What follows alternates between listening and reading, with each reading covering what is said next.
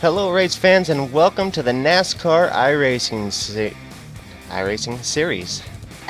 I am Kane Kraft, and this is V8's Online's broadcast of the V8, the NASCAR iRacing.com series. This is the Daytona 500 live on iRacing Live, and with me tonight is Justin Patshire. JD Smith couldn't be with us tonight. He had something come up after work and was unable to make it, but we do got Justin with us. Justin, I'm looking forward to a fantastic race here tonight, the Daytona 500. These guys will be racing the entire length and 500 miles here at Daytona. And of course, we're going to be here for the entire season this year. So that's going to be this is going to be an amazing start to what is going to be an amazing season. That's exactly right, Kane. An enormous season that will take place here on the V8's online broadcast for the NASCAR iRacing Open Series. Of course, you have to start it out with the Great American Race, or in this case, the Great American Sim Race, as we call it here on iRacing.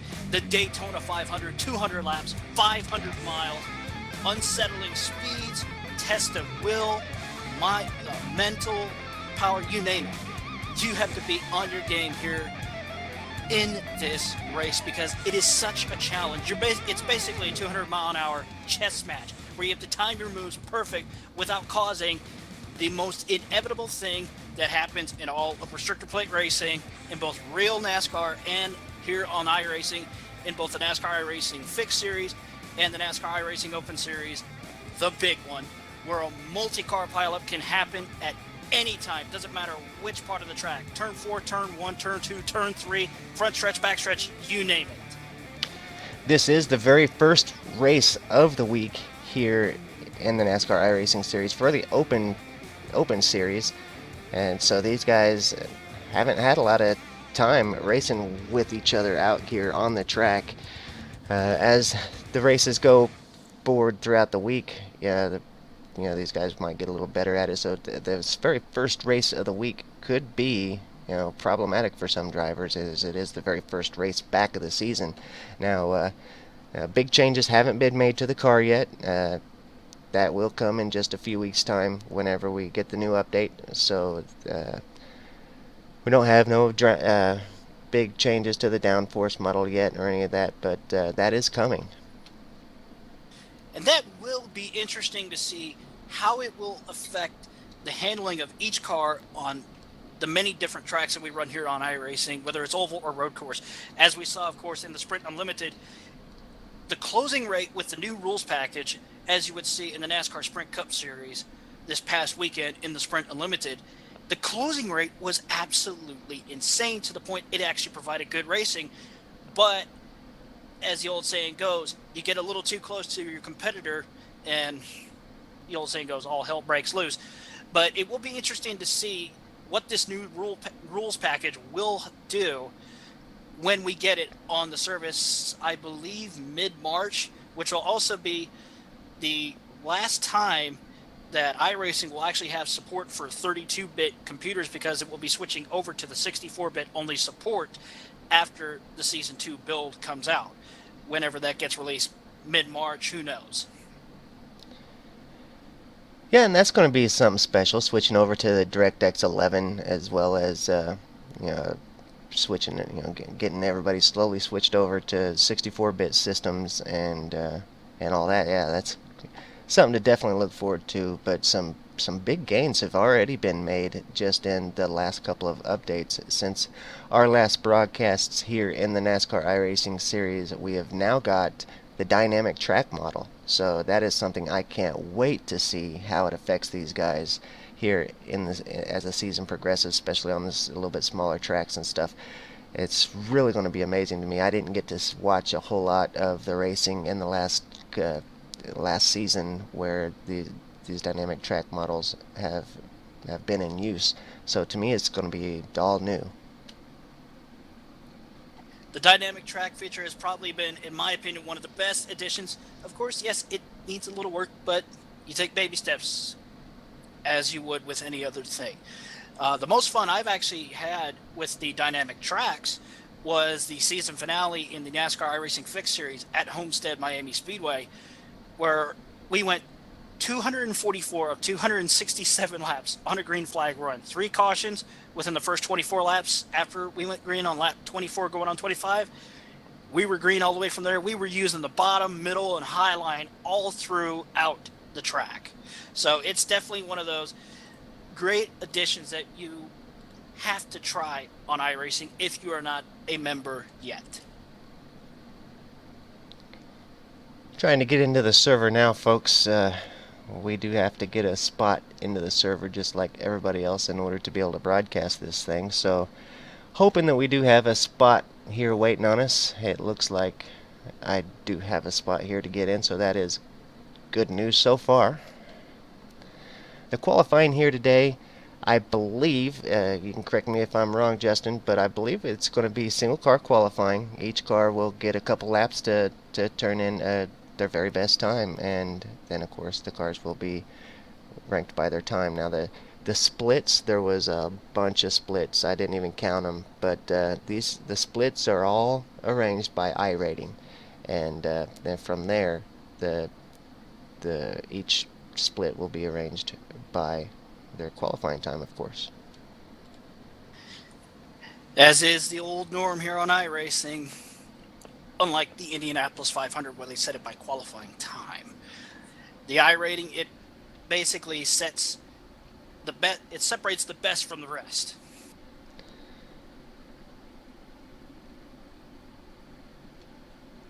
Yeah, the iRating is a good system that iRacing has implemented. Yeah, each driver gets points for their finishes and or loses points depending on how they finish a race. And as their career progresses, they get more and more points, and the drivers with the most points end up at the very top. And as I haven't done any driving for so long since I started broadcasting, but it really is a lot harder to earn that iRating than what you think, because as your races go on and you have a bad finish, or those points get taken away, and you know to see these guys up in these top splits with 6,000 and 7,100 iRating, it's amazing to me how these guys can just keep building points. These guys really are the very best.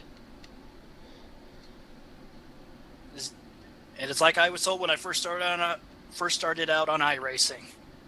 The more iRating you get, or gain, correction, the harder it gets to gain those iRating points, because you pretty much have to play your strategy out at each race, whether it's a short track, super speedway, or a road course. You have to time everything perfect around those you are not familiar with. And that is the case with some of these new guys that are coming up into the NASCAR iRacing Fixed and Open Series this season. Especially, it's going to be interesting to see how these guys take hold of these cars when that new rules package comes in. Because, like I said, only time will tell on who can handle the new rules package and who can't.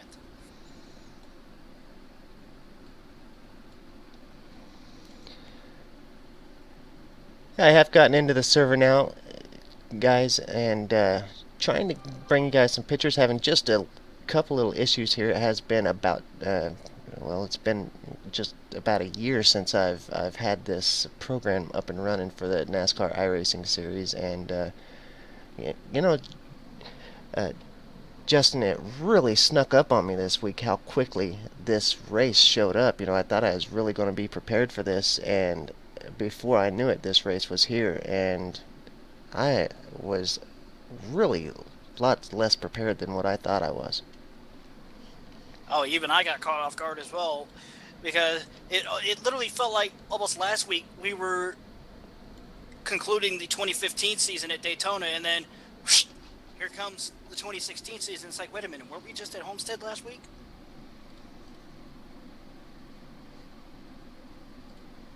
So you definitely talk about catching people off guard. I know a few fellow iRacers who run in the NASCAR iRacing series have also been caught off guard. Getting pretty close to getting some pictures to you guys. Just maybe another minute or two, and I should have those to you.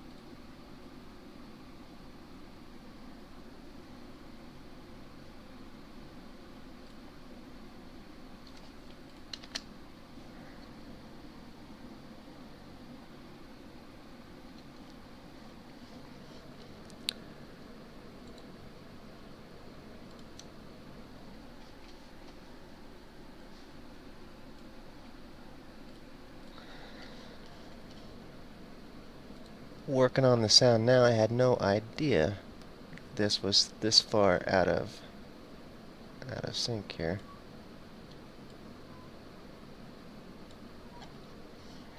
Well, folks, we definitely can confirm one thing, though. Qualifying is attached this year to both the Open and Fixed.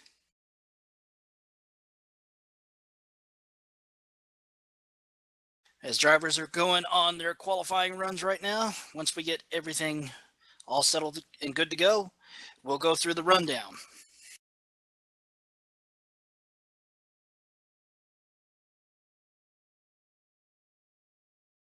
But it definitely is interesting to see the times literally bouncing between who's knocking who off of what position in this qualifying.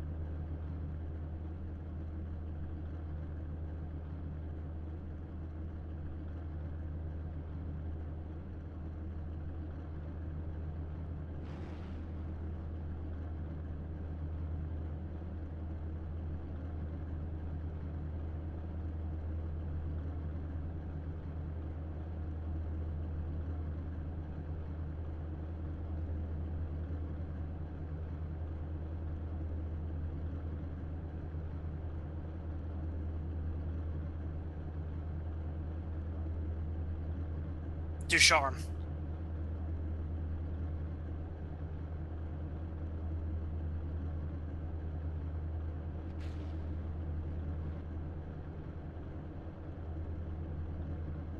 Starting 11th is Robin Williams. Ryan Doucette starting 12th. Seth DeMerchant 13th. Jimmy Mullis 14th. Zach Novak, the teammates for Torque Racing this year, a brand new team for the NIS Open, will start 15th. 16th is Ariadne. 17th is Matt Cocker. JK is 18th. Mason Dahl 19th. And Michael Abrams, who is probably streaming this race right now as we speak, will be starting in the 20th position. And Nicholas Shelton will be rolling off from the 21st spot. Jordy Lopez Jr. with us here today. He'll take off from 22nd. Michael Conti from the 23rd spot. Ryan Lowe from 24th. Casey Tucker's going from 25th. Matthew Wright from 26th. Blade Witt from 27th. Dylan Jones will be going from 28th. Brandon Coppinger in 29th. And Jeremy Davis from 30th. And rounding out the final two positions of 31st and 32nd are Jake Nichols and Santiago Diaz. That is your 32-car starting field as the field is rolling through turns 1 and 2 under the pace lap here at the Daytona International Speedway for the great American sim race, the NIS Daytona 500. Lots of familiar drivers here from the last time we broadcast the series. Of course, Justin Bolton, professional driver now that's had a great couple seasons since we last seen him. Keegan Leahy, Brad Davies. Jarl Taheen is a driver that I haven't seen personally for a long time. Good to see him back in the car. And, of course, Ray Alfala. As well as Michael Conti and, of course, a fellow friend of ours, Casey Tucker. He's definitely trying to wipe out the memories of last season and start it with a fresh, clean sheet of paper for the 2016 season. Only time will tell how this season will play out here in the NIS Open for the V8s Online broadcast. Well, Kane, it's been a long winter. Here we go. That pace car is getting ready to make that hard left turn onto pit road.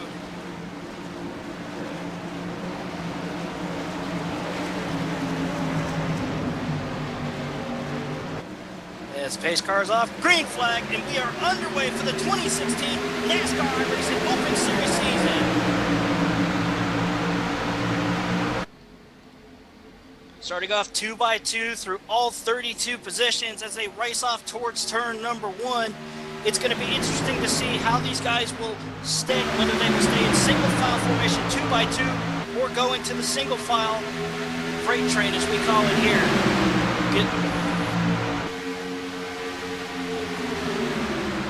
Still side by side as they head off towards turn number 3. Many positions are definitely going to be changing here with this current rules package that we have. But of course there are some guys that are complaining though with the way these tires are wearing out on the right front that they wash up into the wall if they are not careful enough to the point that they actually have to lift off the throttle. And Kane, I'm telling you right now, I'm seeing some pretty good action right now, but most of the field is starting to find a spot in that single file line on the bottom of the racetrack to basically form the Caterpillar line as it's affectionately known. Yeah, and I expect we'll see that at the beginning of this race. Got 200 laps here, and I expect the guys will probably just want to get in line somewhere and just let these laps tick by here at the beginning of the race. Jarl Taheen caught out on that outside line, still looking for a way to get down in there. So he just keeps going further and further back. Without any help up on that top line, it's definitely going to be hard to maintain any ground out there. And that's definitely one thing you have to have here is position, whether it's a sprint race as we call it, or a big race like here, the Daytona 500, position is always key. Whether you're on the outside line, basically in the getting freight train, single car, drop to the back, or if you're in that track, you're waiting to make that move on the outside, inside, doesn't matter. It's always key to have that position you want to make that run towards the front. Right now, most of these guys are going to be taking it easy because it is very, very early on in the race. Getting ready to complete lap 3, moving on to lap 4. A couple cars going down below the yellow line. Of course, not advancing their position, just peeking out to see who's in front and what's going on in front, because when you're trapped behind cars here for an X amount of time, you basically do want to peek out to see what's going on, whether there's action going on in front, who's making moves where to try and time your move perfect. But of course, you also want to watch out for the big one whenever it does happen.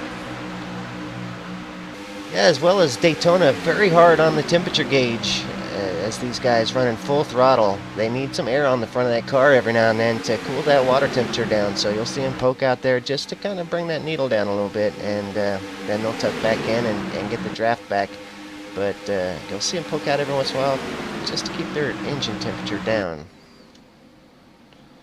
And especially with this dynamic weather that the NIS Open has, you definitely want to peek out to try and keep the engine cool, because if you stay behind someone for an X amount of time, right on that rear bumper, you are literally pushing it to the edge of just killing the engine. As you see a couple of cars making the run up on the outside line now. Only time will tell to see if they can get up towards the front where Justin Bolton and I believe that is, yes, Brad Davies up towards the front now. Oh my God, we got a slow car up on the high side. They're going to be 3 wide for a few moments now as it's a slow car up on the high side of the trial here as they get ready to come by and move on to lap 6, completion of lap number 5. They make it through safe and sound, still 2 by 2, about 3 to 5 rows deep now, but only time will tell if they can hold that. I tell you what, that outside line's getting some momentum now. We're going to really start to see a 2-line race here, it looks like. Yeah, I will agree with you on that. The outside line is definitely starting to pick up momentum. I'm surprised they all held it together when they were going past that slow car through the trial of the start-finish line. But these guys are definitely putting on a heck of a show. As we see, I believe that's a lead change up there now between, I believe, Brad Davies and that is Justin Bolton. Oh, Ryder Smith is up there as well. He's made his moves perfect. Well, he did time it perfect, but now Justin Bolton is back in the lead. Yeah, that outside line gained quite a bit of traction there, and then the bottom lane seen that happen and decided to get with it a little bit. That's it, pushed that outside line back down into about the third or fourth position there. Ryder Smith is the lead car on the outside line, and then the 27 car.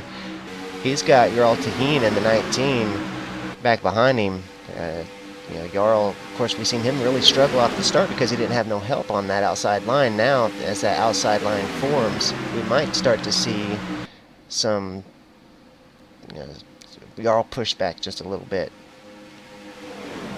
Yeah, it's definitely going to be key to watch now as we see Ryder Smith as well as the number 19 of Jarl Taheen fall back in line, saying that we timed it perfect, but the execution was just, it didn't work out so good. As we see car number 1, here comes Ray Alfalla up on the outside of Brad Davies. He's trying to make that run up on the outside, see if he can bring anyone else with him. Only it's going to be interesting to see who goes with Ray Alfalla up on the outside right now. No help in one car, goes behind Ray Alfalla. That is Keegan Lehigh as he goes in behind Ray Alfalla to try and help him up on the outside. Now he leaves Ray Alfalla hanging dry up on the outside line. A few more cars are coming, but right now he had help. Now he lost the help. It's going to be interesting to see who helps Ray Alfalla and who doesn't. Yeah, and that is interesting that he pulls out there to see who will pull out there when Ray does, to give him a hand. You see drivers pull out there all the time, and drivers won't pull out there to go with him. Kind of depends on who the driver is. When it's a championship driver like Ray Alfalla, we'll see these guys be more eager to pull out and go with him if he's willing to be out leading that upper line. But it don't seem to be the case so far. We haven't seen too many people jump out there to go with him. Yeah, as we see one car up ahead of Ray Alfalla. That is Ryder Smith. Ryder Smith getting a huge run up on the outside with help from Ray Alfalla and a couple more cars. Keegan Lehigh still trying to hold on that inside line without washing up into Ray Alfalla. Here comes Ryder Smith to the lead. But will he be able to hold that lead? As of right now, it doesn't look like it's going to happen, but here comes Ray Alfalla helping Ryder Smith through 3 and 4. A huge run up on the outside of Justin Bolton with Ryder Smith. Only can he hold it this time by to take the lead away from Justin Bolton? It's going to be interesting to see who gets it at the line. It's going to be dead heat. I don't know who it is. It is Justin Bolton by 4/1000ths of a second. He got it so close, but he didn't make it happen. Oh, contact between Bolton and Ryder Smith. They're 3 wide now through turns 1 and 2. Ryder Smith gets kicked all the way up to the high side, holding his momentum. I don't know how they made it through without killing each other on track. But what a save by Ryder Smith through 1 and 2. Yeah, I will say Ryder Smith is a name that I have not seen before, having been out of watching the series for as long as I have, and it's good to see a new name in here and doing as well as he is and really fighting for position up here at the front. Lead change up here. Ray Alfalla takes the lead away from Justin Bolton after that little incident that happened a lap ago as they go through 1 and 2. New leader, of course, Ray Alfalla. Yeah, Ray leaves Taylor Hurst up there at the top side to fend for himself. Taylor is going to drop down into the low line, and that's going to leave a couple other guys up there all alone up at the top. But we have seen that top line work. Boy, Ray's just got some good speed there. He's pulling away from Justin Bolton there. Well, awesome speed. Well, when you're a 2-time champion of the NASCAR Peak Antifreeze Series powered by Iracing, you ought to know what you are doing on track. And of course, Ray Alfalla, one of the most likable drivers on the Iracing service. Very humble, very personable, always willing to talk with you, whether it's before a race, after a race. But when he's in that race, he's 100% focused on what's ahead of him right now. And right now, ahead of him, it's a clean track, but he's definitely getting... Oh, what? Oh, we got a big old scramble up on the backstretch. Cars scrambling. I missed what happened there. I don't know if there was contact between one car or what, but all I said... Well, contact between the 3 and whatever that was. Let me see if I can find out who that was. Nicholas Shelton. Up in turn 3, 4 cars involved. Ariadne is 1. Ryan Doucette is another. Mason Dahl as well as Seth DeMerchant involved after an insane amount of... What was going on back there? I don't know. I missed that completely because we were focused on what was going on in front. Let's take a look at the race recall replay and see if we can see exactly what happened. I don't know exactly where it started. We're going to take a look at Ariadne as he is one car that we know had some Something trouble. happened. It did start with the 3 and the 23 up there, and as the guys checked up, Ari made contact with another car, and several cars just kind of made contact. The good news is it looks like everybody will get through that. I mean, they may have to pit for some tires, but nobody slammed into the wall. Nobody went end over end. I think those drivers are going to be able to pit, get repaired, get back out, and probably not even lose any laps. Yeah, from what I'm seeing up here in the broadcast booth on my side of of the replay screen, Ari just had nowhere to go. He checked up as hard as he could, but he's got on the brakes as best as he could. Went up, washed up into two cars by accident. But of course, when you're checking up for what you think is about to be the big one up in front of you, it's every man for himself. But I just wonder how Nicholas Shelton and Jimmy Mullis saved their cars respectively from causing the big one. That was some incredible piece of driving there. Yeah, absolutely. Those guys got together, and some spectacular driving from both of those guys.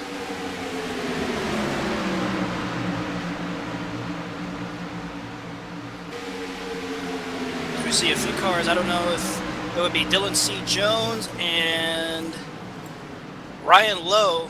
I don't know if they took 2 or 4 tires on that stop there, but there's definitely a few cars that have, I believe, stayed out, possibly to get the bonus points for leading a lap, which are very valuable. I think a lot of what caused that was the connection issue on the number 23 of Jimmy Mullis. His car was flipping and flopping around, definitely having some connection struggles. And that could be what caused the field to kind of scramble there, and ultimately some contact was made there, of course, between the 3 and 23, which caused that entire incident there. And that's always one thing you have to be careful of as a driver, whether you're around someone or if it's you. You have to always be mindful of your internet connection, because you never know if you're going to be told that you're glitching to the point you're flipping up in the air when you're really not. So many variables that happen with the internet connection. Of course, as I said back in 2014 in the NIS Brickyard 200 broadcast, the net code. It's always a controversial topic that will pretty much never go away. But a few builds ago, they did somewhat fix the net code issue to where it's not such a huge gap between your car and the person's car, either on the inside or the outside, in front or behind you, where all hell can break loose.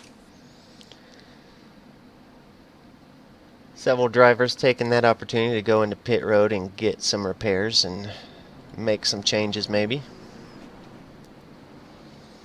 Make those final few adjustments, top off for fuel, maybe check the tires, you name it.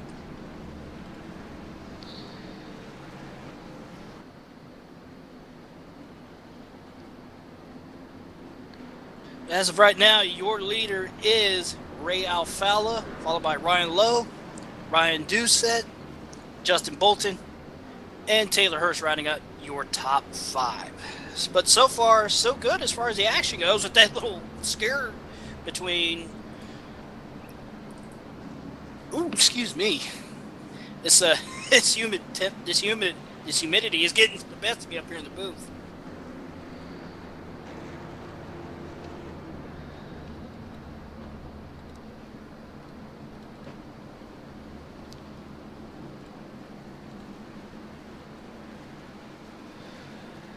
Well, 16 laps down out of 200. Let's take a look and see how the drivers are moving through the field. Ryan Lowe had scored him last time around in second, but he did pull off into the pits. So I'm going to wait until these guys come across the line again to bring this gains sheet back up so that we get an accurate reading, because it won't give me an accurate reading until they get across the line again. But so far, pretty good action here in the very first Daytona 500 2016. Yeah, some absolutely intense racing. But of course, as we said in the pre-race show, the difference between the open set and the fixed set. With the open set, you have free range of whatever you want to do to make the car better and faster than your opponents on track. Whereas with the fixed, you're running the same as everybody else. The only thing that you can actually tweak, of course, in the fixed set is the steering ratio and the steering offset. That's pretty much it. And each does provide its own unique brand of racing. With the open set, it's kind of entire package. The driver, as well as these guys have full teams. They've got crew chiefs that are setting up the cars when they're going into the pit stops, and they've got spotters that are calling the shots. Most everybody up here in the top split is running a team that has multiple people in it. And iRacing has done such a fantastic job by incorporating all of this into the simulator, to where it's not just a driving sim. It is a racing sim. It is a NASCAR sim, because you're simulating the entire NASCAR experience. Exactly, but of course, coming soon, a pit crews. But pace car lights are off. Pace car gets ready to make that hard left turn on pit road. He does, and we are back under green, completing lap 17, moving on to lap 18 of 200, as Justin Bolton gets the run up on the outside with help from Keegan Lehigh. But Taylor Hurst is right behind Ray Alfala. Will he push Ray Alfala to the lead going through turns 1 and 2? But of course, it takes a lap for these cars to get back up to full speed. Yeah, Taylor Hurst has done a great job pushing Ray up to this point. So I look for Taylor to really push Ray out ahead here, but we've got Keegan Leahy up on top. Seems to be doing a really good job pushing Justin Bolton as well. So we could see these two lines kind of stick side by side for a while. We might see this outside line stay with the race. Oh, it's really picking up now on the outside line. Still side by side. I don't know who got that one at the line. It was Ray Alfala by 9/1000ths of a second. But of course, now that outside line is slowly starting to fall back. But whenever you get off the turns, it always helps when you have that outside line momentum, as a couple cars go down below the yellow line. Of course, not advancing their positions, just peeking out, as we said earlier, to see what's going on in front, as well as cool off the engine, because it's pretty warm right now here in Daytona Beach, Florida. Ryan Doucette with the most damage out on the track right now. Really struggling out there, but hopefully he'll get a chance to get into the pits and get some more repairs made. But got a feeling he's going to have a really tough day today.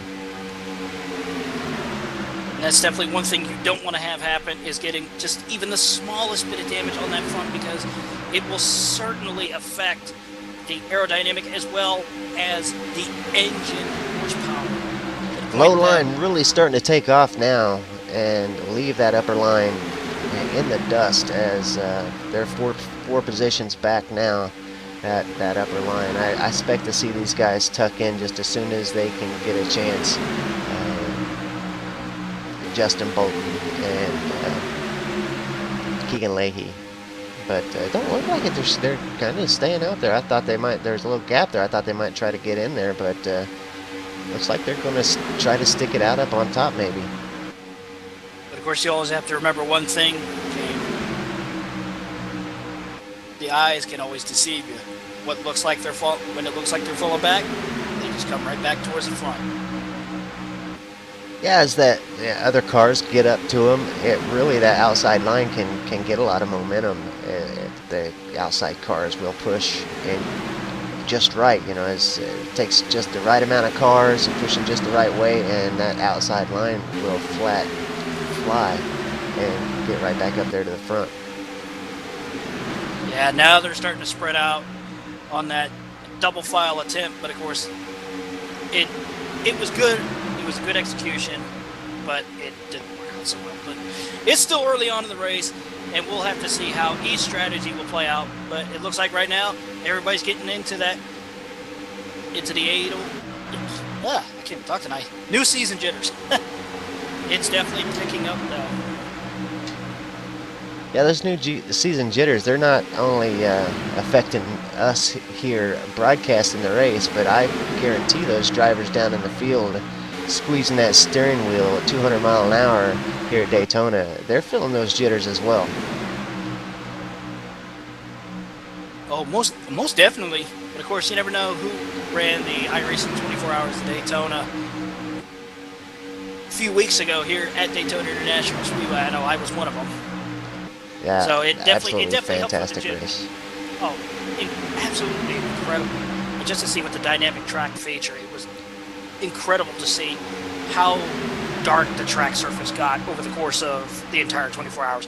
But enough about that. Back up here to the Daytona 500. We see a couple of cars now trying to get that momentum back on the outside line. Jordy Lopez Jr. on the outside line now, getting pushed by the number 5 of... No, Jordy Lopez Jr. is the number 5.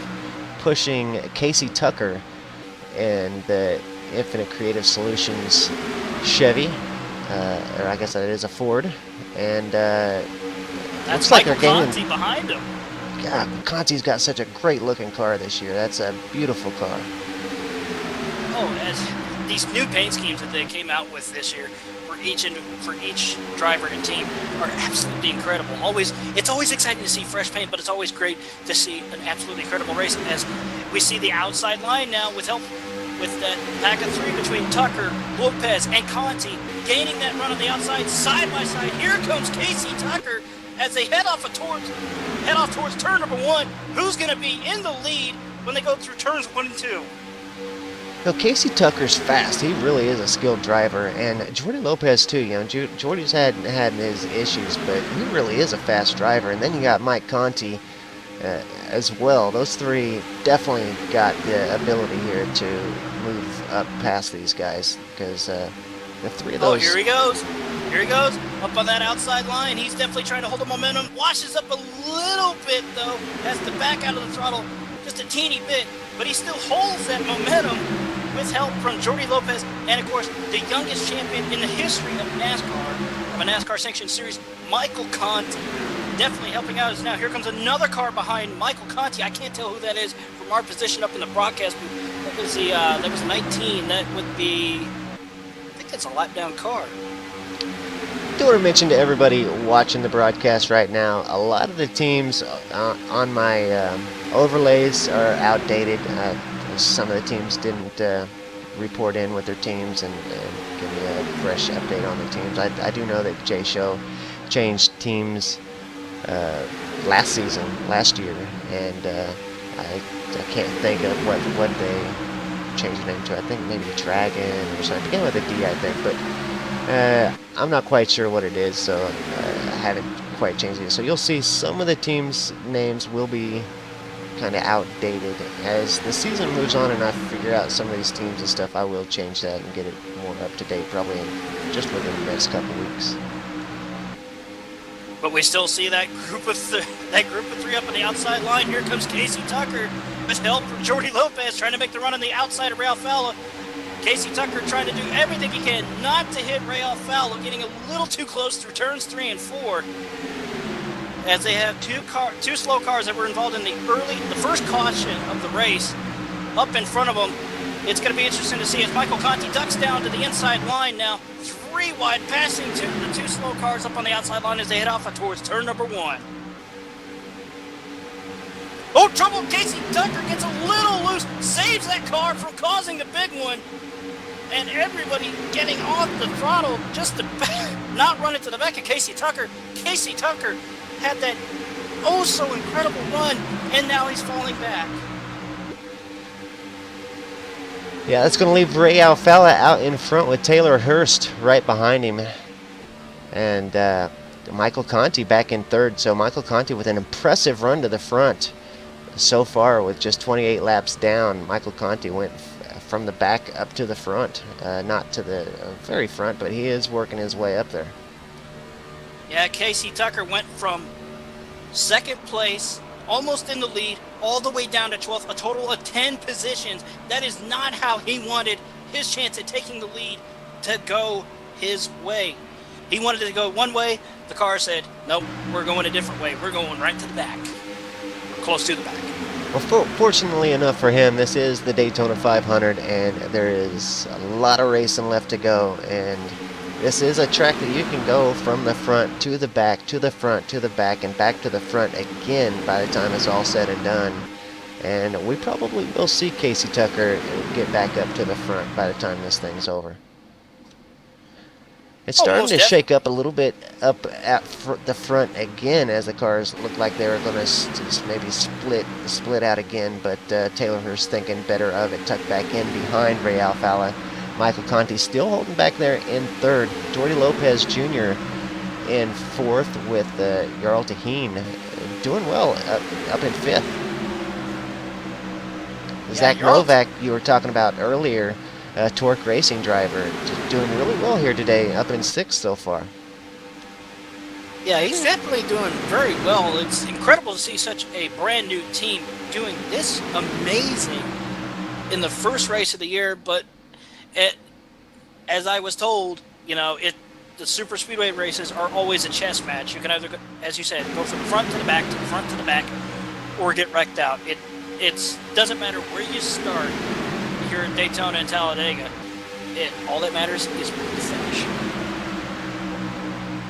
Yeah, the plate races are definitely a challenge. You're kind of at the mercy of the other drivers at times, because as wrecks happen, they take up the entire track and the cars slide everywhere, and that part is definitely kind of like rolling the dice. But the drivers who do plate tracks well, they understand the strategy behind it and where they want to put their car at each stage of the race, and they really have a whole strategy behind they run these things. And I think they take a little bit of offense to when people say it's just roll of the dice, but because they really put a lot of thought and effort into how they run the plate races. But there is a lot of chance when it comes to running here at Daytona.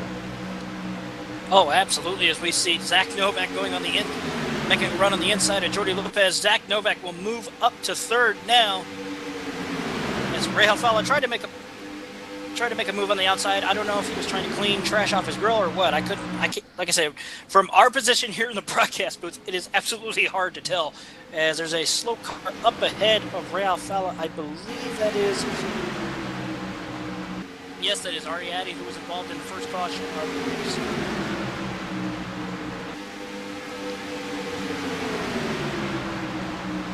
We start to see the leaders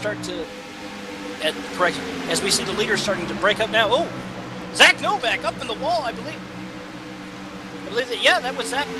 No, that wasn't Zach Novak. I'm sorry. That was Ryan Doucette up in the wall. I don't know what happened there. If he had to get out of the way. Yeah, he had to get out of the way of the leaders. But you talk about splitting up the pack. Holy cow. Lap down cars are starting to certainly play a role into this race.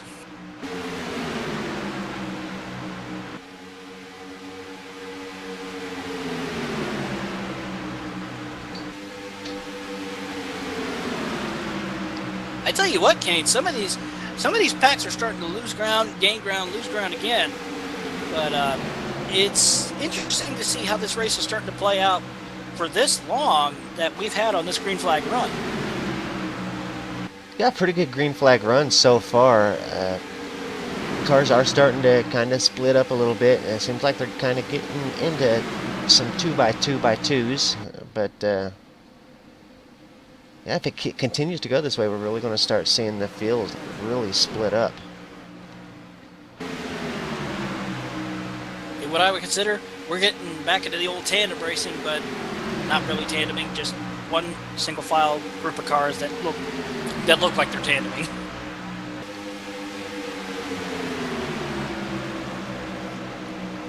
Ray Alfala still out in front of Taylor Hurst. Zach Novak in the third spot. Jordy Lopez Jr. in fourth. What happened to Michael Conti? Michael Conti back in 8th place now. Looks like he's getting ready to go up on the high line behind Brad Davies. Yeah, Justin Bolton moving up in front of Brad Davies.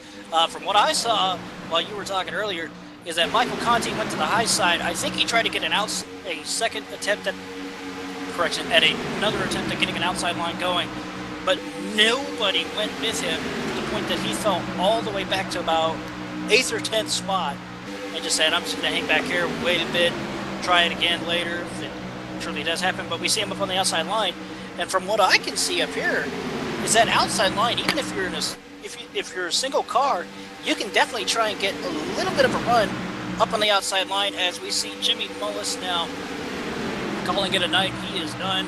That is very, very unfortunate. One car out for the excuse me, for the new Torque Racing team. Conti's still out there all by himself out on the high line, staying side by side with Brad Davies, which is saying a lot about Michael Conti's speed out there on the outside. He now does have Casey Tucker giving him a push. That's going to get Conti out in front of Brad Davies enough to come back down into the inside line. Casey Tucker stuck out on the outside line. He is the only car out there. We'll have to see if anyone joins him out there or if Casey Tucker falls back a little bit here. Yeah, from what I can see, from what I'm seeing, nobody wants to go to the outside line right now to help Casey Tucker, but wait a minute. Yeah, it looks like Brad Davies went up with him, but I think it's a little too late for that to happen as Brad Davies goes back in front of Keegan Lee. Michael Conti washed up the track a bit as he exit off of turn number 2. And here comes Brad Davies and Keegan Lee with a huge run as Brad Davies has to jump on the binders just a little bit to not spin out Michael Conti. And oh man, business is really picking up, and it's like I said, it's still early on in the race, but business is really picking up. Surprisingly, you figured these guys would take it really easy with it being a 200 lap race, 500 miles. Brad Davies now to the outside of Mike Conti, going to go side by side. Brad Davies is the only one out there, but it looks like he's making ground on Conti on the outside. He does it. He did it.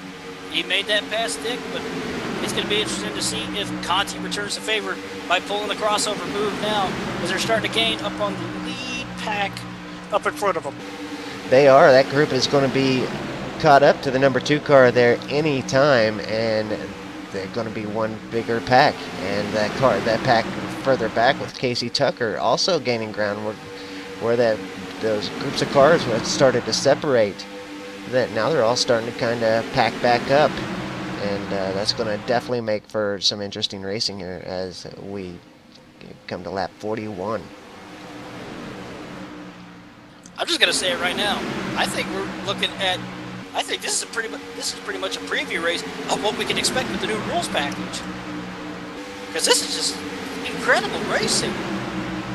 For these guys to be going down the straightaway car on car and be able to pass like Brad Davies did on Conti, and Conti did to him a couple laps earlier, that's amazing. These guys doing a great job here today, and really shows that these guys can race and not have to have a bunch of cars with them to get a move done.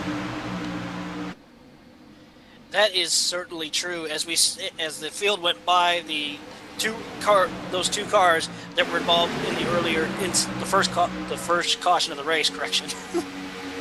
Yeah.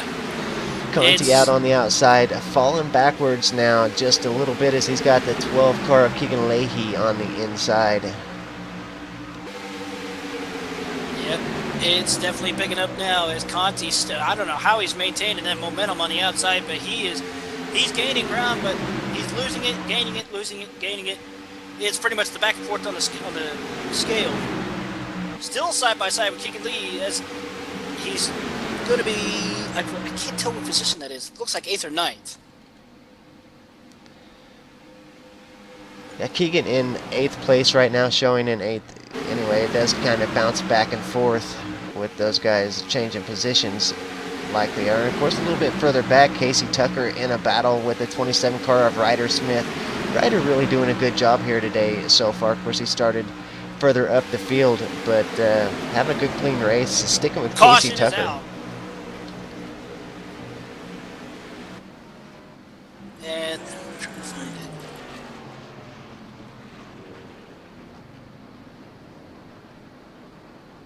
Oh, the 7 car of Ryan Lowe. Trouble on the backstretch. Oh, looked like it was neck up between Ryan Lowe and Matt Cocker, I believe. Yeah, Cocker got loose. He went down, clipped Ryan Lowe on the backstretch. A couple of cars literally scattering all over the place.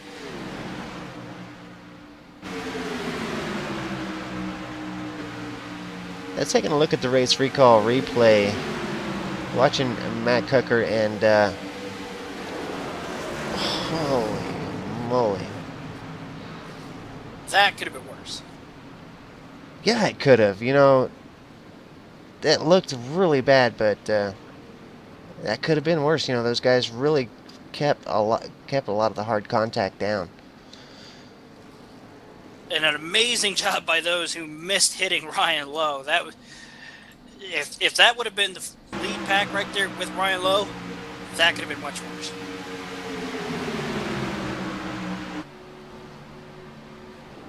But of course, under caution here on lap 43 of 200.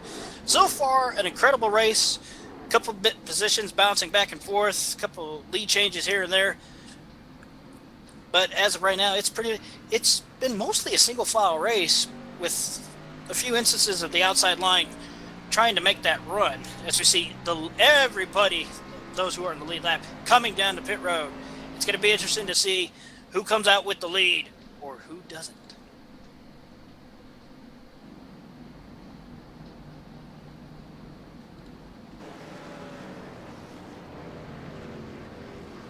But so far, so good now in this race.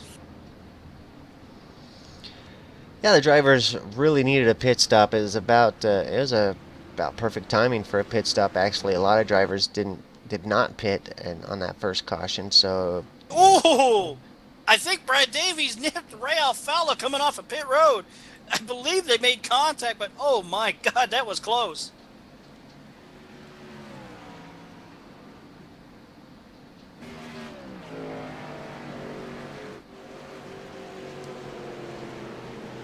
Oh, Brad Davies beat out Ray Alfalla. that's Taylor Hurst out there in front of Ray Alfalla.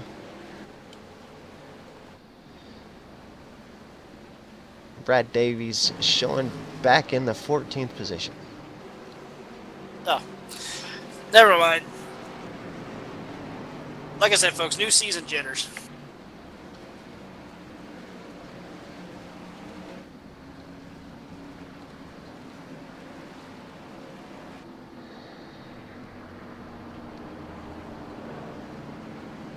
'24 car waiting for a wave around. That is Brandon Coppinger looking to get a lap back.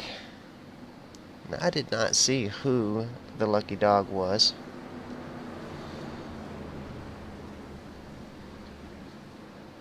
I believe the lucky dog was Jake Nichols. If I'm seeing on the timing and scoring monitor here in the booth.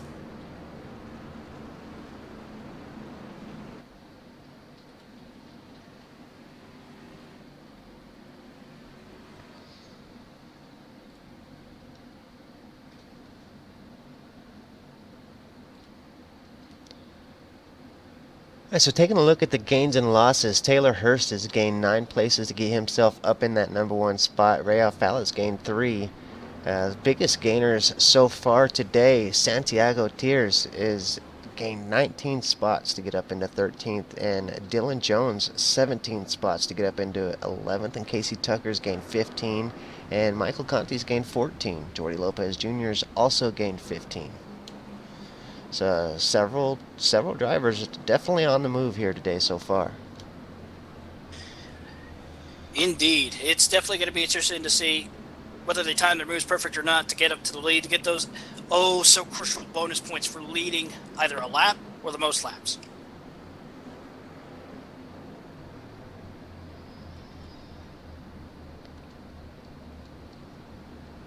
So far, Ray Alfalla has led the most laps at 32. Justin Bolton's led 11 laps. Taylor Hurst has now led a lap. Coming on to 2 laps now. I must say, though, no jinxing, of course, is that we haven't seen the big one yet. No, that's true. Both wrecks we've seen really have been pretty small and haven't really collected a whole lot of cars. Now this last one, 3 cars or so got into it, but still no heavy contact into the wall or into other cars. Just a lot of spinning. I think those guys were able to get into the pits, get the repairs done, and get back out and even stay on that lap. I know Ryan Lowe did at least. As is always the big thing around Daytona and Talladega is the big one. You don't know when it's going to happen or if it's going to happen. And a few of the races that I was in last year, we never really had a big one, just a couple of small ones, which was very surprising because the running gag around iRacing is that if a big one does not happen at either Talladega or Daytona, we've broken tradition. Because the tradition is always the big one happens, whether it's early, middle, or end of the race. You know, I've been kind of seeing a trend, even in real life, where at these plate tracks, as especially up here in the top split, as these drivers get better and better and race these seasons more and more, they're really doing so much better at these tracks. And I think this season we're going to see a record low amount of cautions. Anyway, I'm hoping, because this is the 3rd season now that these guys have had this NASCAR iRacing series. These guys getting more familiar with each other. There is a few new drivers up here in the top split, which is good to see, but a lot of these drivers have spent several seasons now racing with each other, and I think we're going to see a record low amount of cautions this season. And I would actually have to agree with you on that one as pace car pulls off. Back under green now as we complete lap 46, moving on to lap 47 of 200. It's definitely going to be interesting to see now if someone even attempts at the craziest thing, 3-wide maneuver. Because the difference between Talladega and Daytona is Daytona is narrower than Talladega is, whereas Talladega you can do 3-wide, sometimes 4-wide. But at Daytona, like here in Daytona, it's narrower than what you would expect, as we see Alfala now starting to gain that lost momentum that he had, of course, as they go through entering turn 3, heading in through turns 3 and 4 now, as he's on Zach Novak on the inside of Ray Alfala, getting that outside line, trying to go is Ray Alfala, but I don't know if he's going to get it done this time because they're still gaining speed. Now they're up to full song. But I do think those drivers right behind him, I think they're committed to that upper line. I think we're going to see Ray Alfala, Jarl Dean, and Michael Conti all stay committed. I say that as Michael Conti goes back down, but I think he's going to come back up and attempt to get this upper line going. And I think we're going to see this upper line come up here and give these guys a run for their money, because I can just sense it that Jarl's been trying to get going on that outside line for most of this race. Now he's got Ray Alfala up there in front, and Conti's wanting to get his way up to the front too. I think he's going to go back out there to the outside line. I say that he's getting blocked down to the inside, so that may not happen. Yeah, he wanted to try and get it going, but now as we see Ray Alfala and Jarl Taheen starting to fall back, who is that? It keeps making that run up on the outside line. He doesn't know what he wants to do. Oh, Dylan C. Jones, he doesn't know whether he wants to go to the outside lane to help Jarl Taheen or Ray Alfala, or stay on the inside line and stay in behind the pack, though he doesn't lose his spot as well as the momentum. I gotta say, that's a tough choice. Do you go out there with a 2-time peak antifreeze champion Ray Alfala and risk not getting enough people to go with you and go to the back, or do you stay safe down on the inside line? That is definitely a tough choice. Oh, most definitely. As we see Jordi Lopez and Michael Conti, and I believe that is Ray Alfala. Yeah, Ray Alfala went from being the leader of that pack now to being at the tail of the pack. Jordi Lopez Jr. out front with Michael Conti pushing. Now, those guys are going to make it up side by side with the leaders, looks like. They're getting pretty darn close. Yeah, they're definitely starting to move move around indeed. It's getting real close. Ooh, I thought that was going to be contact between Ray Alfalla and I believe, yeah, that was Keegan Lee. That almost made contact with Ray Alfalla, but here comes Jarl Taheen and a group of cars with Dylan C. Jones as the rear end. Well, he was the rear end. Now he's back on the inside line. He still can't make up his mind. On board with Zach Novak in the middle of this group of cars here. Hairy mess here up at the front of the pack. These guys bumper to bumper, side by side, like 6 cars back. It's pretty intense. Pardon the interruption, but we have a change for the lead as the new leader this time by is Jordi Lopez. He made that run up on the outside with help from Michael Conti as he took over the lead away from Taylor Hurst. But here comes Michael Conti up on the outside with help from Ray Alfalla. I don't know if they're going to get the job done as they exit turn number 2. Lopez doesn't know whether he wants to go to the outside line or not to block Michael Conti. Still close contact, close racing between Michael Conti and Jordi Lopez. I don't know how they didn't make contact going through turn 3, but you talk about some of the most experienced drivers on the iRacing service, especially here in the NASCAR iRacing series, as that outside line now is starting to slowly fade back. Lopez moving up to the high side, down to the low side, doesn't know where he wants to go, whether he wants to hold that momentum on the inside line or go to the outside to block. Yeah, definitely dangerous when you're kind of going back and forth like that with a car on your bumper. There is enough gap there to where he is safe, but if you get a car touching you on the bumper like that and you do a little wiggle, it can definitely be disastrous. Michael Conti now to the outside. He's definitely got momentum over Jordi Lopez Jr. down on the inside, but a little gap formed there between Conti and Alfalla, and that's going to allow Lopez to get up there and regain that number 1 position. Sorry about that little interruption there as they went through 3 and 4, but Jordi Lopez washed up the track. Yeah, he did, and almost allowed Taylor Hurst to get up under him, and then it would have been a 3-wide situation. It could have been hairy. I do want to make a comment on a comment that was posted in the viewers posted while watching the race. Somebody asked the question, is this a real thing or is it a game? And someone said, the people are real, the racing is fake.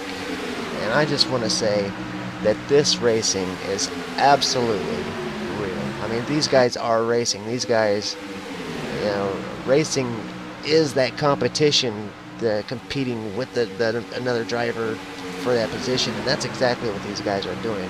This racing is real. They're not in real cars, but the racing itself is that authentic racing feeling. You get that here on the iRacing service. You sweat and you're nervous and anxious and everything that you are in real life. Your heart rate, these NASCAR drivers, their heart rate's up to 140, and you put a heart rate monitor on these guys driving their sims, their heart rate's going to be up there just as high, and they've done that before. That's the only reason why I say that is I just seen a video not too long ago where they tested that, and it's actually amazing how realistic this experience is, this racing experience. Like I say, the cars aren't real. They're just a digital replica, but the racing experience here is very authentic. And that is exactly what you can get with iRacing. Of course, a number of drivers do run on here. I've seen AJ Allmendinger, I've seen Dale Earnhardt Jr. The list goes on and on. Those who actually say, when you want to learn a new track that you've never been to before, or just go and mess around with some friends, iRacing is the place to be.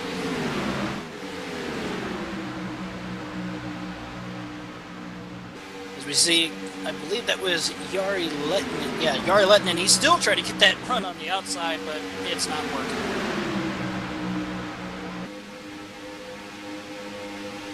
Zach Novak doing a heck of a job here today. Still in that 6th position behind Ray Alfalla. So really impressed with Zach Novak. 19-year-old Taheen really losing some ground out there on the outside. Yeah, he really washed up on the high side through 3 and 4. Lost all that momentum. Now he's going to fall all the way back to the very end of this single file train. I'm going to go back a little bit and check on the number 7 car of Ryan Lowe. Was in that incident that brought out the last caution flag. He has made it up into that 27th position. In between Raul Alvis and Blade Witt. Still on the lead lap. He does have a little bit of damage to the car, but not much.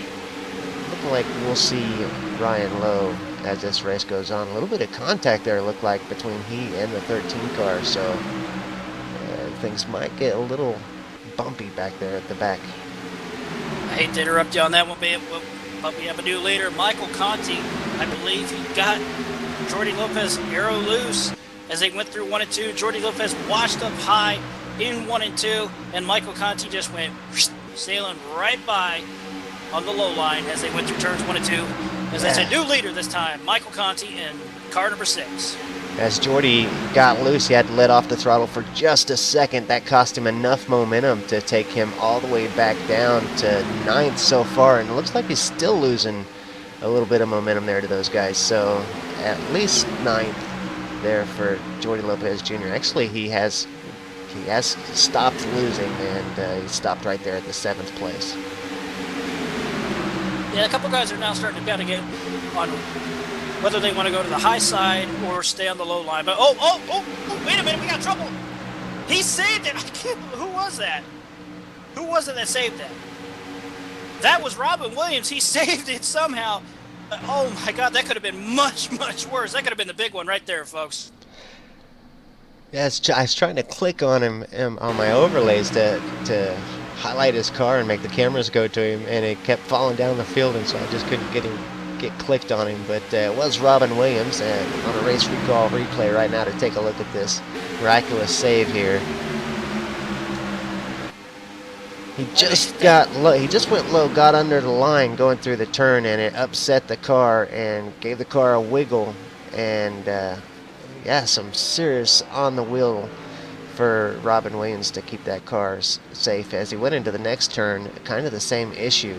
He did have to slow down, so he lost a lot of ground. But great job to Robin Williams. That could have, like I say, that could have been the big one. What do you say we put him up for nomination for the Good Hands Driver of the Race Award? Because that was an incredible save.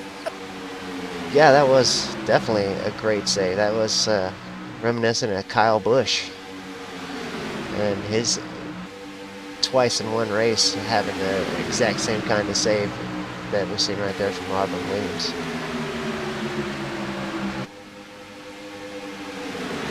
Whew, I'm still I'm so speechless after that save. But back up towards that big old group of leaders there as we see Yarl Taheen trying to make a run on Jordi Lopez. Thinks better of it. Not going to happen. As I believe, who was it that was trying to make a run on the outside of Yarl Taheen? That was Dylan C. Jones.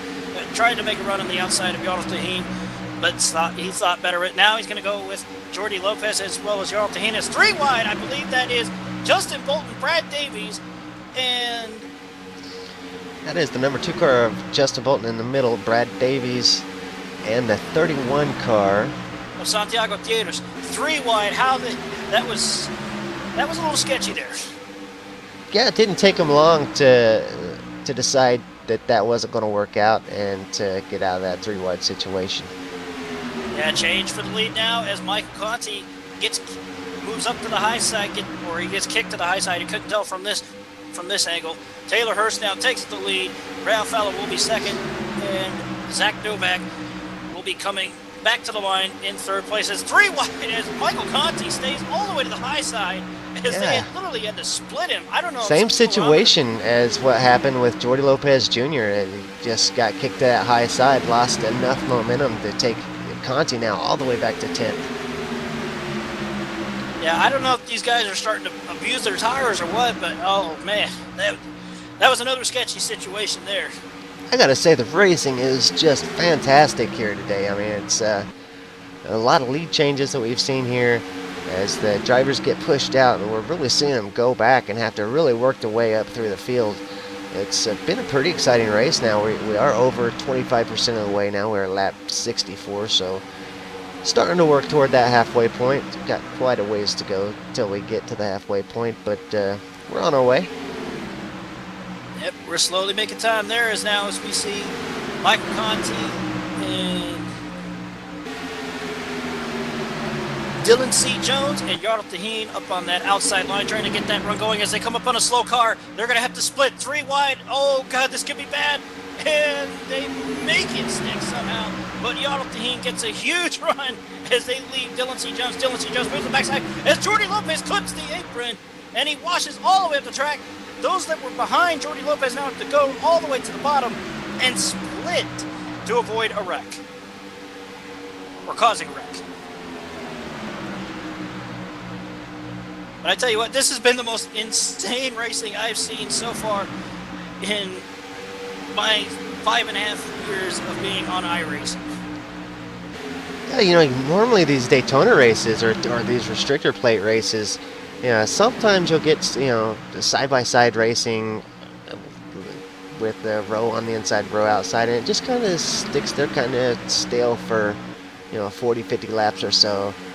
But we really haven't seen that. These cars have really been moving around a lot today. Oh, most definitely.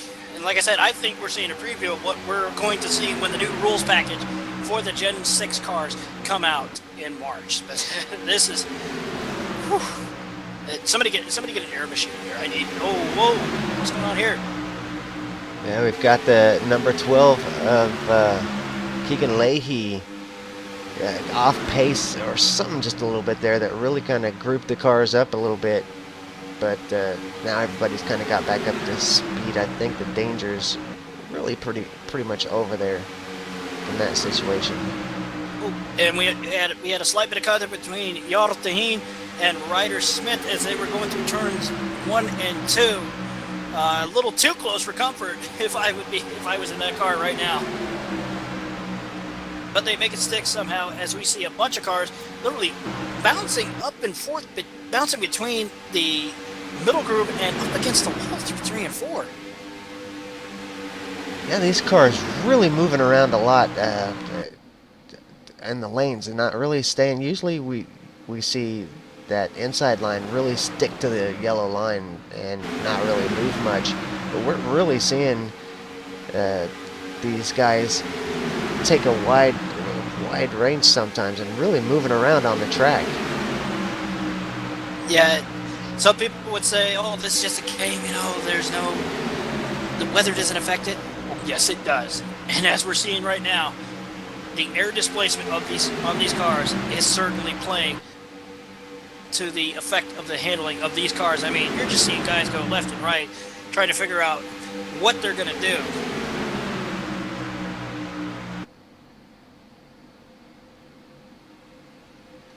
As we see, I believe that was Ray Alfalla going up to the outside line with help from Michael Conti. I don't know if Ray Alfalla is going to try and find a way. No, that hole is closing in.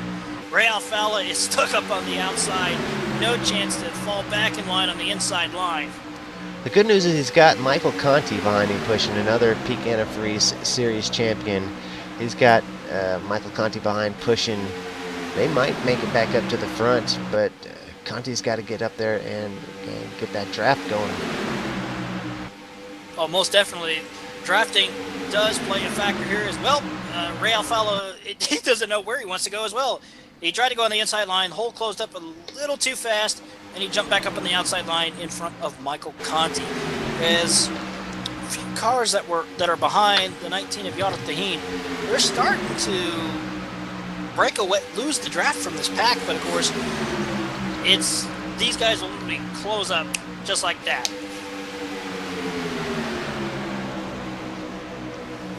As Jordy Lopez goes up on the inside, oh man, now it's really starting to pick up.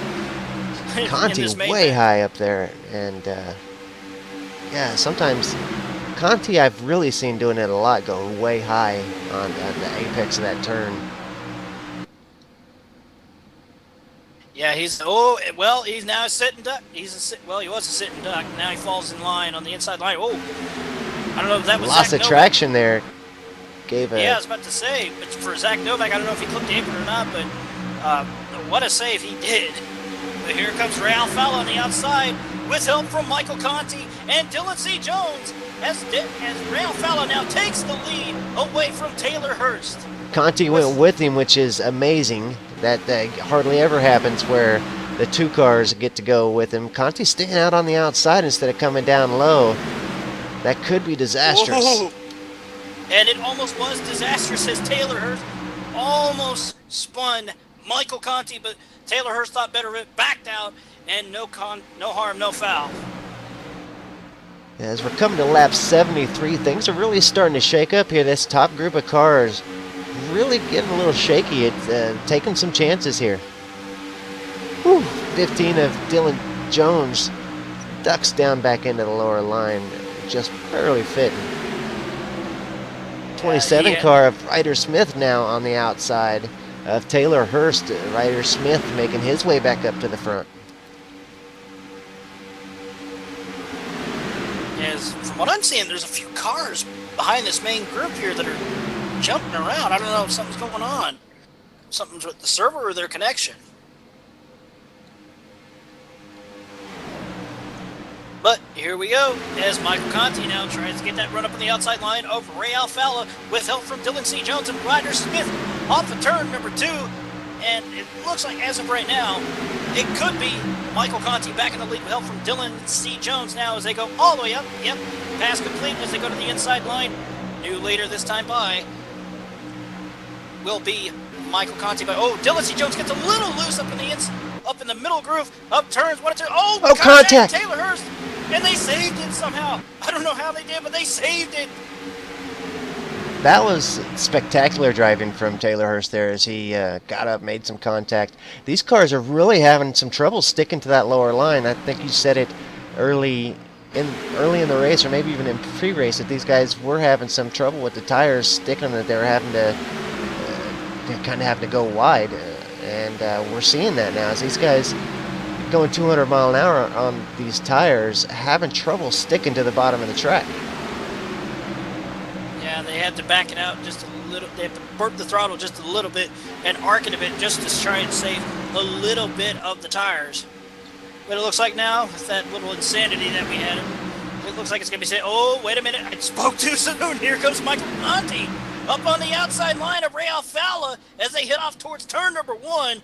It looks like it's going to be Michael Conti back in the lead. Yep, with Jordi Lopez slipping in behind Michael Conti, but only time will tell if they can hold that inside line.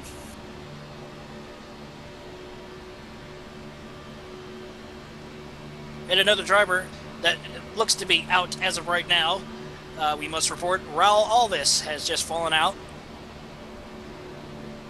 For those who are Raul Alves fans.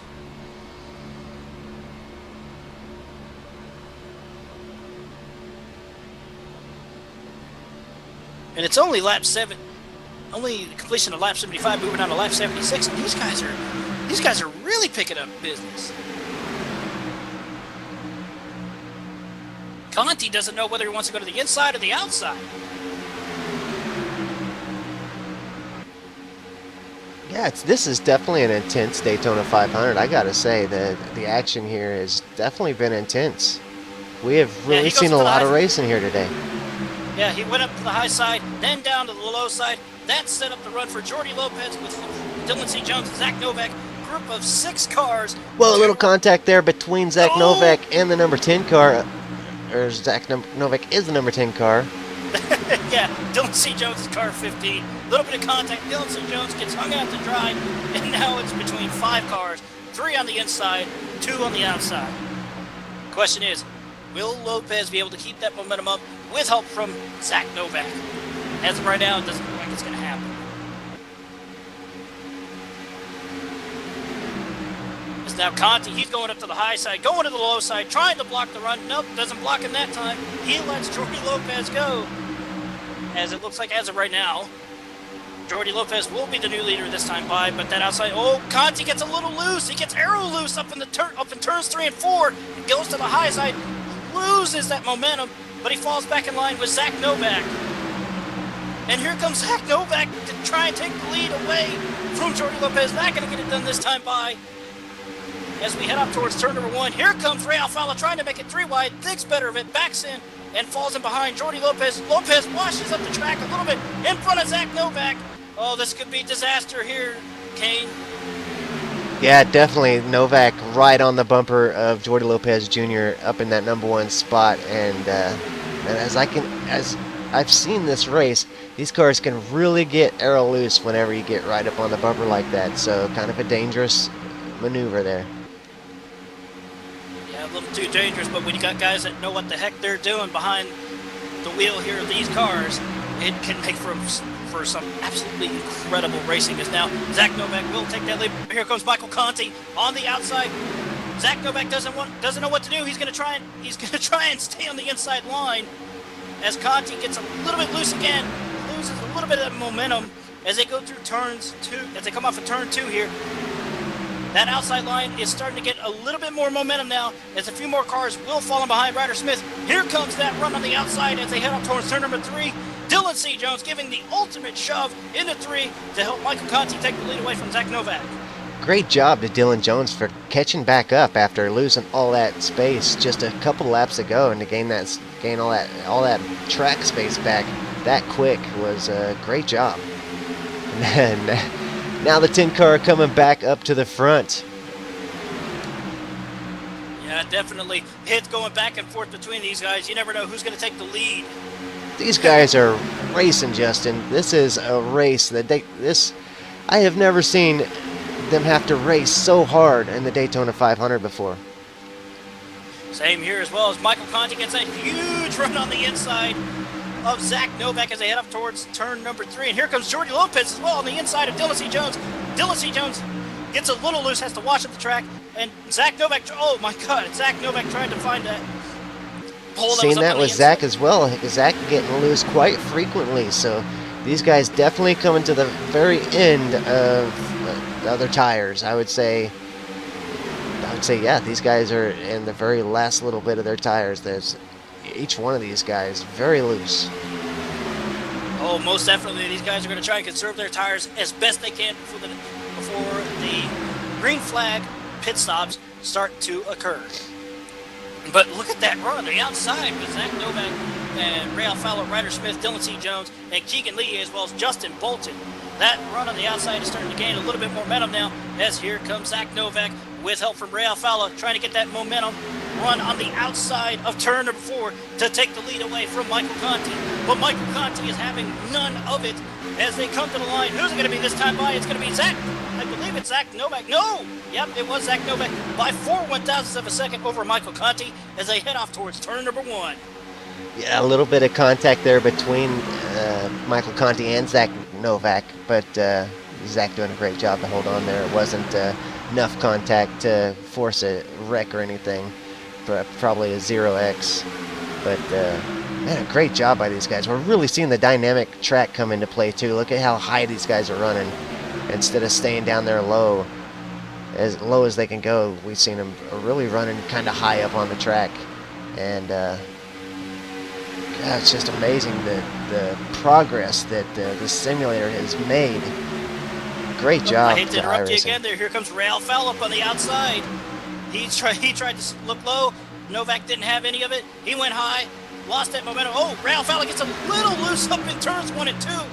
Has to back out of the throttle. Oh, yeah, these guys are definitely starting to try and save their tires to make it to the first round of green flag pit stops. If they make it to green flag pit stops, the way these cars are getting so loose, we could see disaster at any moment. These guys really having to fight those steering wheels to keep these cars on the track. Oh, most definitely. But you're talking about some great racing, though. Holy cow! I believe, who was that? That's trying to make a run on the inside of Zach Novak. Oh, that's Ryder Smith. Yeah, Ryder Smith making it back up to the front of the field. Hard charge from Ryder Smith as he went pretty far back in the field earlier in the race. Now made his way back up to the front when the racing is at its hardest. So a great job to Ryder Smith. And Michael Conti still with that huge run on the outside. Zach Novak gets hung out to dry. He has to go all the way to the bottom. And oh man, you talk about going from the lead all the way to about 10th.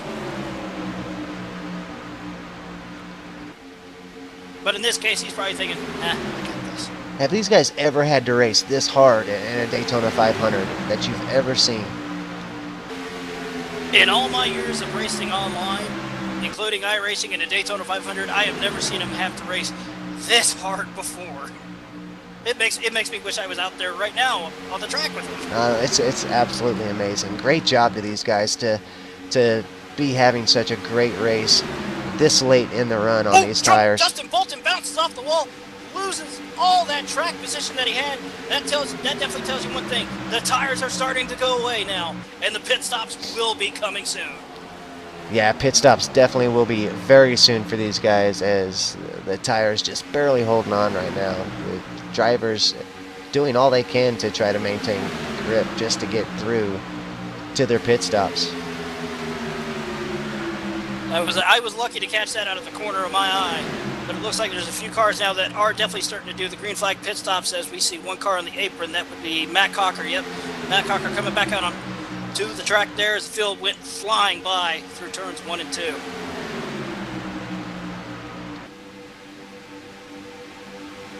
But look at Jordy Lopez, 3 wide for just a tiny bit as he went up through the middle between Zach Novak and Keegan Lee. But oh man, you talk about intensity. Yeah, Dylan Jones struggling for grip there. He gets all the way up to the wall. Oh, here we go. The leaders are coming in. That would be Zach Novak leading that group, followed by Keegan Lee, Logan Sheets, Taylor Hurst, and of course Justin Bolton, who I caught out of the corner of my eye, hitting the wall there.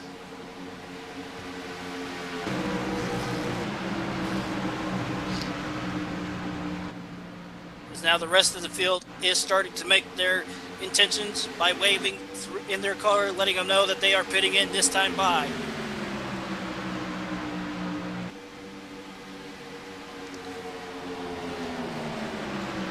Man, awesome racing so far. I did not expect this intensity.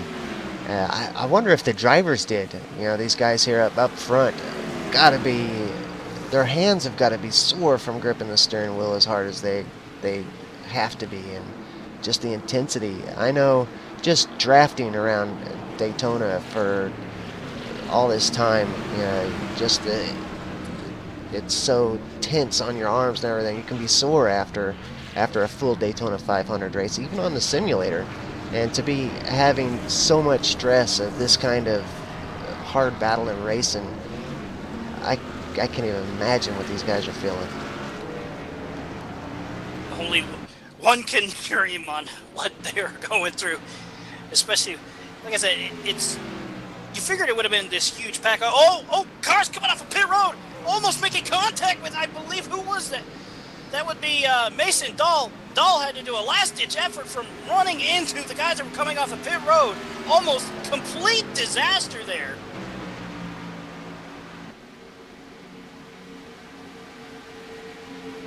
I don't know how they made it through without crashing, but that was just absolutely insane.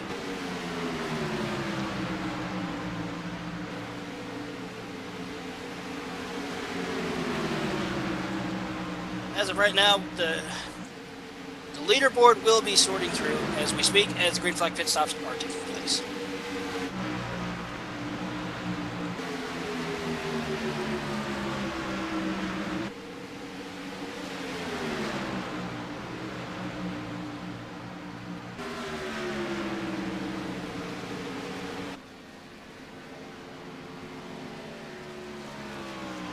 As Ray Alfalla and Casey Tucker have just completed their pit stops as they come off of turn number 2 and down the backstretch, trying to fall in line with this group, with this pack over here. Ray Alfalla still trying to get up to speed as these guys coming up behind. A couple of them are probably going to get around, as he's still not up to top speed yet, and nobody's getting behind him to help get him up to speed. I hate to be the bearer of bad news, but I think Casey Tucker got hit with a speeding violation on pit lane. Yeah, looks like it in for a stop and go penalty there. Yeah, he is That definitely hit with a time penalty in pit lane. and that is not what you want to have happen, especially in the Super Bowl of sim racing here at the Daytona 500. But it's still a long way to go. Anything can happen. Yeah, not quite at halfway yet, and this race has had some serious intensity, so that'll at least get him out of that intense racing that was up at the front, get him a little bit of a breather, and we'll see how it plays out. He's definitely not out of this thing. Of course, 91 laps down, Jordi Lopez Jr. out in front, Michael Conti in second place. Oh, wait a minute! Trouble! There was one car that was spinning. I caught it out of the corner of my eye. I couldn't see who it was. I believe it was Seth DeMerchant after contact with someone. Yeah, Seth DeMerchant. Ariadne contact with Seth DeMerchant. It looked like Seth DeMerchant had a problem. He washed up into Ariadne as they were going through turn one, and that's heartbreaking for Seth DeMerchant. I just don't think he's seen him up there, and up there, made contact with Ari again. Ari having one heck of a race here today, just a total bad luck for Ari. But Seth DeMerchant, definitely some serious damage to the car now. He was airborne on the infield as he ramped the car and got about 5 foot of air. So we'll see how Seth pans after that contact. I think Seth tried to channel his inner Robbie Gordon on that one. Yeah. Yeah.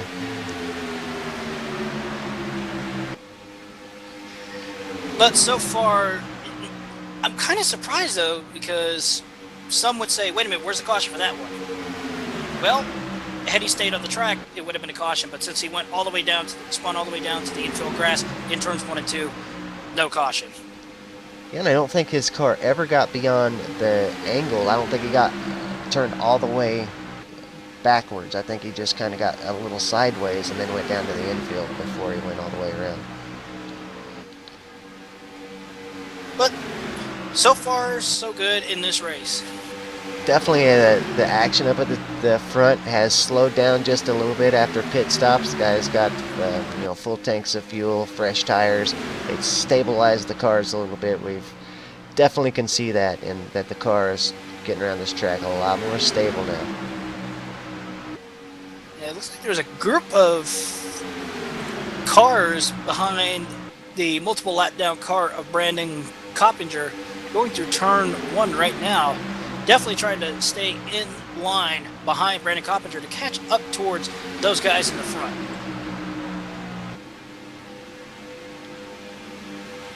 There's the number 3 of Nicholas Shelton, Ryan Lowe, Tyler, you'll have to say his last name, Ducharme, is that right? Yes, that is Tyler Ducharme. Then you got Jake Nichols and Michael Abrams and Robin Williams all in this back pack trying to work their way back up the field.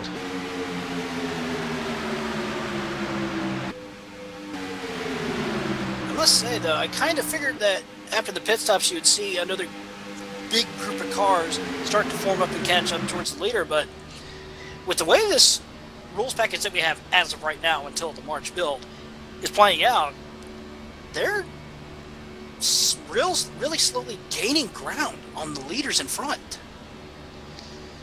But they're just creeping up inch by inch. Not a huge gain.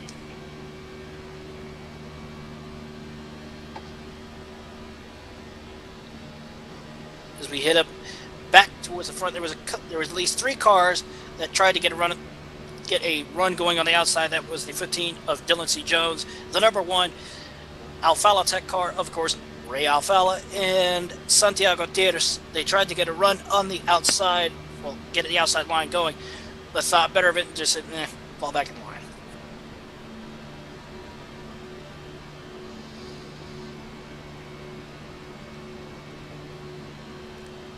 I'm looking at the timing and scoring right now. The gap between that first group of 8 to 9th is incredible. I mean, you're talking about almost a 9-second difference between them. Yeah, it's exactly 8 seconds between Dylan Jones in 8th and Logan Sheets in 9th.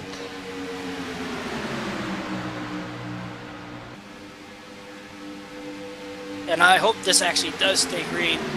But of course, the old saying goes, cautions breed cautions. Yeah, they do, and so far, it's been a long time since we've had a caution at lap 40, was it? I believe it was lap 40. So these guys doing a fantastic job, even as tough as it was for those guys before the pit stops. Still managed to keep control and get through the green flag pit stop. So these guys doing a fantastic job today. I am thoroughly impressed with the racing here in the Iracing.com Daytona 500. As is I. But from what I'm seeing for that group for 9th, 10th, 11th, for 9th, 10th, and 11th, with Casey Tucker falling in 22nd place, for that group of four, I gotta commend them on the effort to try and catch back up to 8th all the way up to 1st.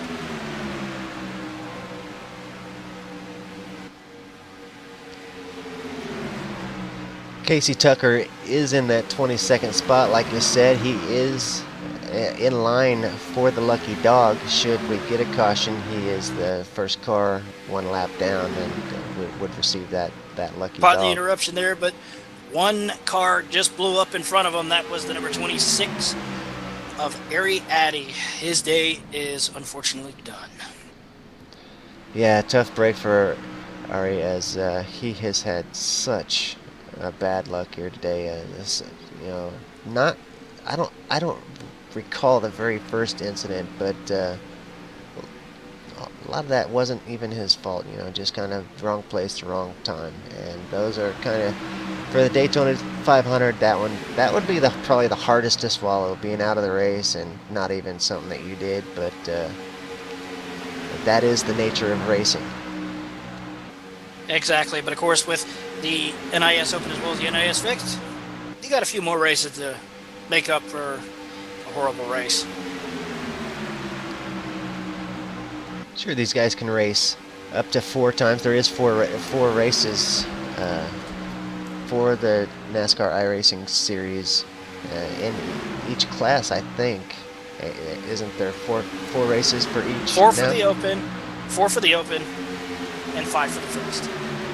Okay, so these guys can run 4 races and keep their very best race. And now in the Fixed, they still can only race the best 4 and keep their points. If they race all 5, it will take an average points or something like that. I'm not exactly sure how it works, but I know that it's out of 4 races, it will still take your best score. And guess what, folks? About a lap ago, you're officially halfway. Yeah, good catch. Halfway down now with the Daytona 500. It has definitely been an intense race so far. Out in front, Michael Conti with Ryder Smith doing a great job to get himself back up into that 2nd spot, with Zach Novak, Torque Racing driver that we mentioned earlier, that's just starting a new team, doing well to get out here up at the halfway point, being 3rd place here in the Daytona 500. Jordy Lopez Jr., no stranger to the front here in the NASCAR iRacing series, as well as Taylor Hurst. Taylor, full-time competitor in the NASCAR iRacing series.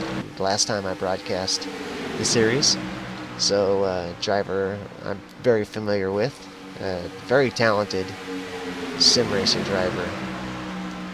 Behind him, Santiago Tiers is a driver that I have not seen. I don't know a whole lot about, but he's racing up at the front of the Daytona 500. He's in 6th spot, so he's definitely a talented driver racing here in the top split in the NASCAR iRacing series. And I must say, the first race of the NIS Fixed was, of course, earlier today at 4 p.m. Eastern, 1 p.m. Pacific. And if you are watching this and you won your respective split in the NIS Fixed Daytona 500, congratulations. Definitely a big shout out, congratulations to all the winners of their respective splits in the NASCAR iRacing Daytona 500 Fixed Series that ran earlier today. Good catch. I've completely forgot about that. As I'm looking at this group, as we're talking about that, I'm looking at this group well behind the leaders, and oh man, it's starting to look like it was back in the front before the pit stops happened.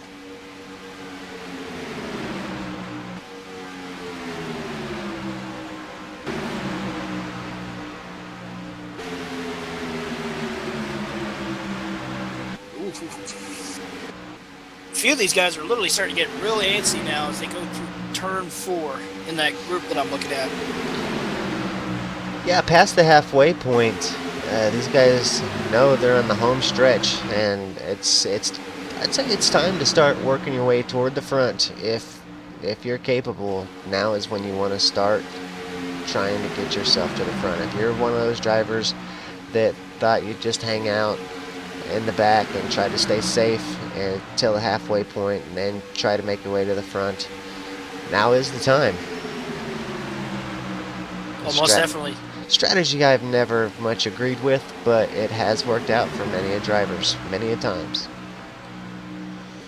And that's one thing you have to have going into the super speedway races, especially the big one, the Daytona 500. You have to have a perfect strategy on how to do the pit stops and timing those moves absolutely perfect, especially when it gets down to crunch time between 100 to go, 50 to go, or maybe even 10 to go.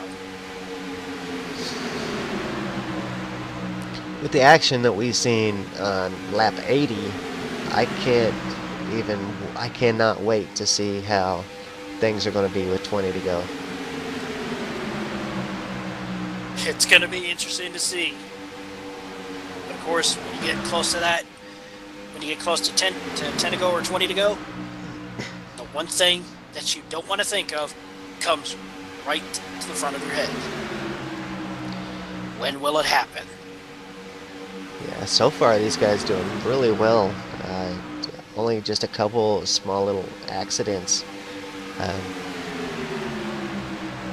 We'll say that things have kind of slowed down, and the drivers seem to be in the mode where they're just trying to let the laps tick by and trying to get to the end of this thing.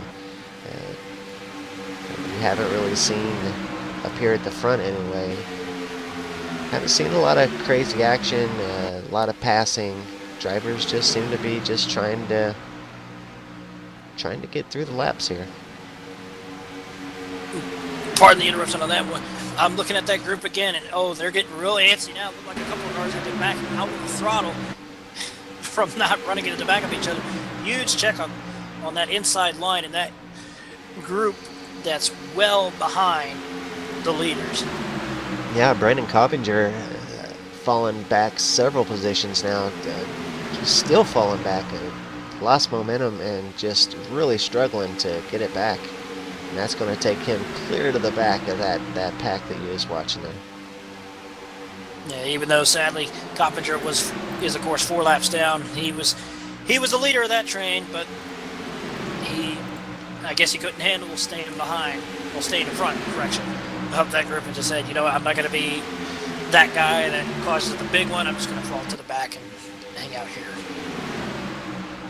The great thing about these top split races is, Brandon Coppinger, he's 4 laps down in this race, but this season we will see him do some amazing things. I remember the last in 2014 when we broadcast, there were some races where he would just have some amazing races and would come flying through the field and making some amazing passes. So with this top split, you've got so many.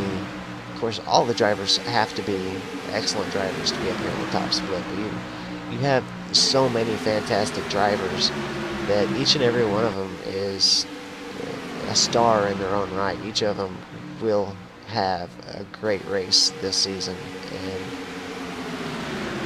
probably each of them will have a race like Brandon's having here today, and just a a race where things just don't seem to go your way. Back up to the front.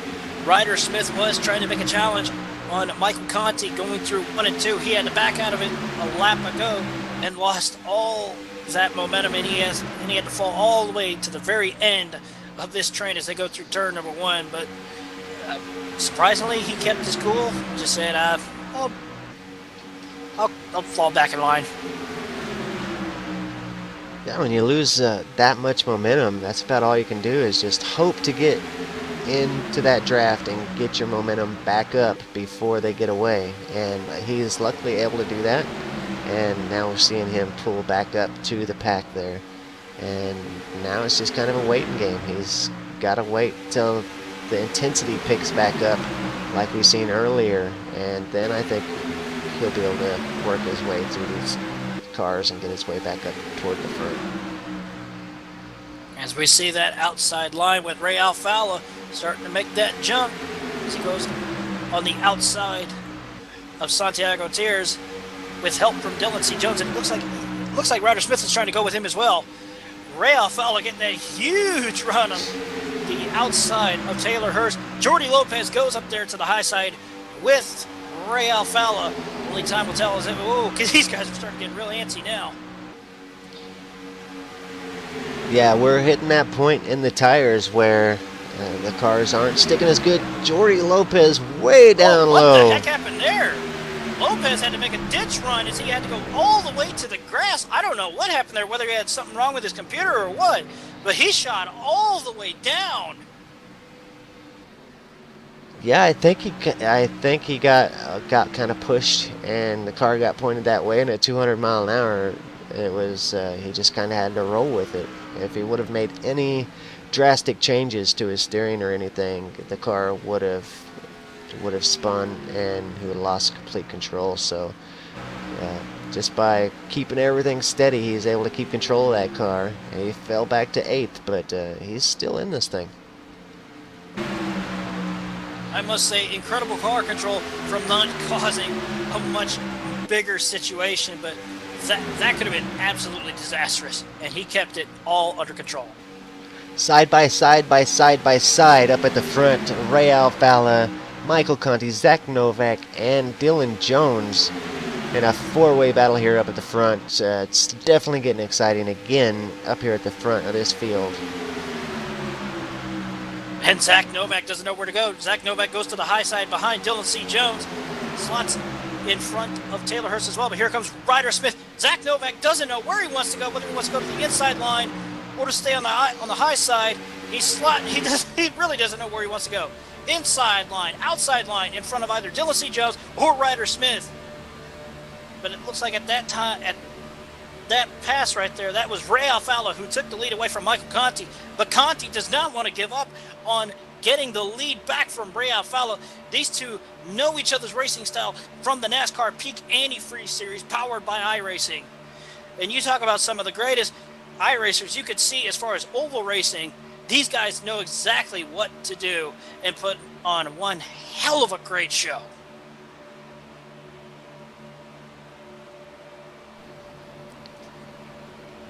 Well, talking about a great show, I've got to say this is probably the best racing I have seen in a very long time. Trouble! Ryder Smith gets turned by Dylan C. Jones. I don't believe there's going to be a caution, but Ryder Smith loses all of that position as I believe he clipped the apron as they were going through the tri-oval. Yeah, tough break to Ryder Smith. No caution as he did go so far down on the infield. That's a lot of positions lost. He will get it going. He will stay on the lead lap, at least for the time being. But, yeah, tough break.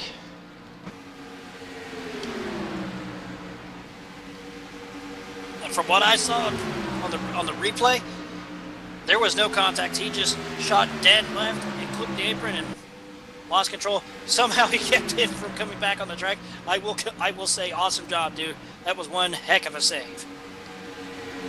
Back up front, we're down to just a three-car battle up here at the lead. Ray Alfala, Michael Conti, and Zach Novak still in it in third place. There's 2-second gap between Zach and fourth place Santiago. So that little deal there with Ryder Smith. Ryder Smith, that's the name I was searching my brain for. That little deal with him caused the other guys to must have had to hit their brake or something. They lost a couple seconds there, so down to just a three-way battle up here at the front. Yeah, that little shindig there, it literally split everybody up.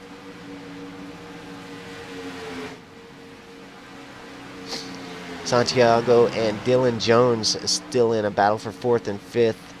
Just a little ways back, Taylor Hurst all by himself in sixth place. And then back to Logan Sheets in seventh, Keegan Leahy in eighth, Jordy Lopez Jr. back in ninth, Jarl Taheen in 10th, and Jake Nichols in 11th. Tyler Ducharme is in 12th, Ryan Lowe in 13th, 14th is Michael Abrams, Justin Bolton in 15th, Nicholas Shelton is 16th, Jake Hayes 17th, 18th, Robin Williams, as I said before, no, not the comedian, folks. 19th is Ryder Smith, Blade Witt is 20th, and the last car of the lead lap in 21st is Jeremy Davis. And that is going to leave Casey Tucker still in that position. The first car one lap down, he is in the position to be the recipient of the lucky dog, should the caution come out. Yeah, should the caution come out. So which far, he's hoping for, I guarantee it. Oh, I guarantee he is. So far, these guys doing a fantastic job. Only 2 cautions thus far. 120 laps down. We will see another caution by the time this is over. I almost guarantee it. The way at the end of the run, the way these cars get, it gets really exciting. And up here at the front, with just the 3 cars up here, may not get as hairy as what we seen last time before the pit stops, but I think we're definitely going to see Conti and Alfala definitely pushing each other up here. Oh, it wouldn't surprise me one bit on that. Oh, I almost forgot one more thing. If you would like to get a hold of us on either Twitter or social media, use the hashtag Iracing Daytona 500.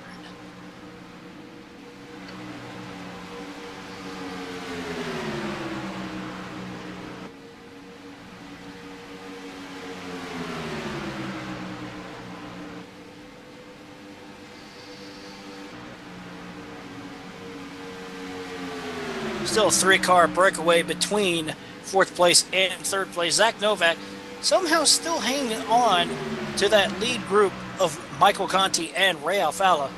Some would say, wait a minute, how is he still able to hold on without any drafting help behind him?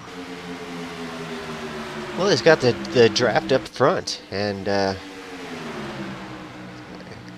that's exactly how he's able to do it. He's able to maintain in that draft and let the draft off of the 6-car kind of help pull him along there. You don't have any air resistance out in front, so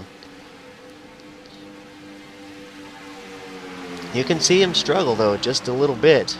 That's by the end of the straightaway, and he's able to regain some of that space through the turns.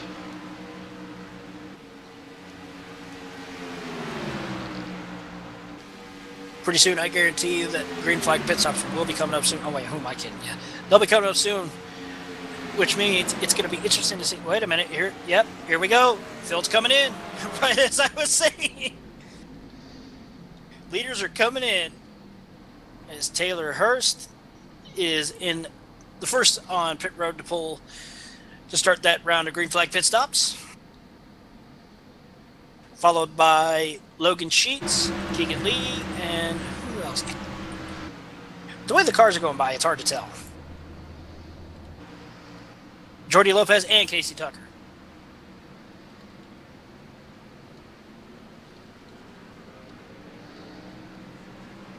Taylor Hurst, the first one down. He is going to be the first one out as well. Jordy Lopez Jr. doing a good job to come out in second. Well, not in second, but second off the pit road. Checking on our leaders, Ray Alfala still out in Oh, front. caution is out.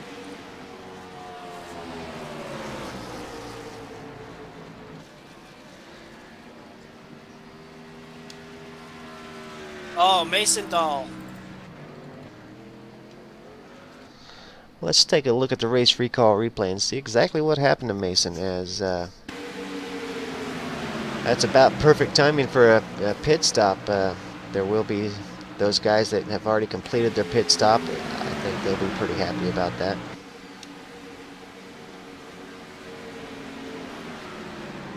From what I can see, it was just a slight bit of contact between Tyler Ducharme and Mason Dahl. Mason Dahl went around off of turn 4.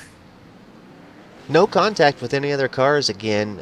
He'll definitely going to need some new tires, but no hard contact yet again. So another caution that did not produce a great big wreck. So that's good news for the drivers here in the iRacing Daytona 500. As of right now, Casey Tucker will not be the recipient of the lucky dog. That will be, I believe it is Taylor Hurst, as he was the first to pull in on pit road.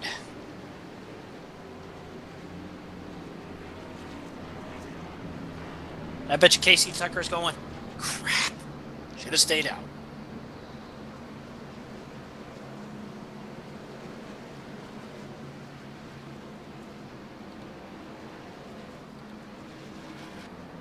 But to quote Darrell Waltrip, this is the most unpredictable race you could ever see.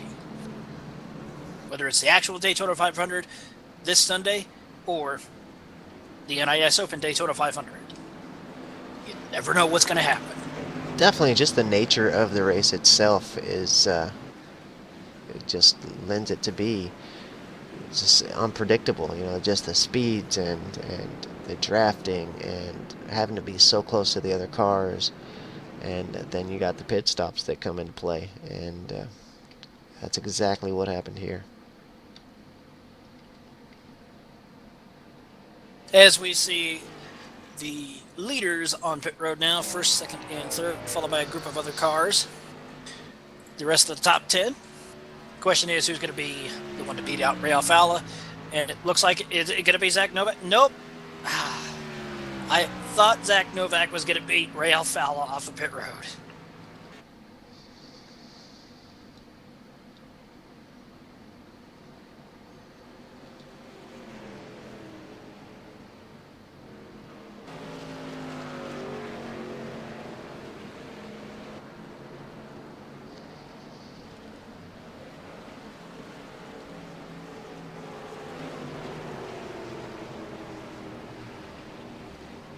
I'm starting to wonder myself, Kane. For those like me who are going to run in the NIS Fixed Daytona 500 tomorrow night, what are we going to expect? Are we going to expect something like this or something completely different? Well, it's kind of a different bear. You know, here the drivers can set their cars up to what suits them, and could search for a little bit more mechanical grip in their setup and things. In that fixed series, every car is set up exactly the same, and so can produce a completely different kind of racing. In aspects, I will say that is true, but there are a few times where I've actually seen whether it's a second split, top split, or third split in the fixed series be almost as identical as far as unpredictability as an open set race. Oh, I've watched the fixed series races, and they just were super exciting. I would say that just because it is a fixed setup race, it doesn't make it any less exciting or anything to that extent, because in those kind of races you're really pitting all those drivers against each other, and they don't have to worry about the setup. They're all in identical cars. It's a lot like an old International Race of Champions race, and so the racing can definitely be even that much more intense.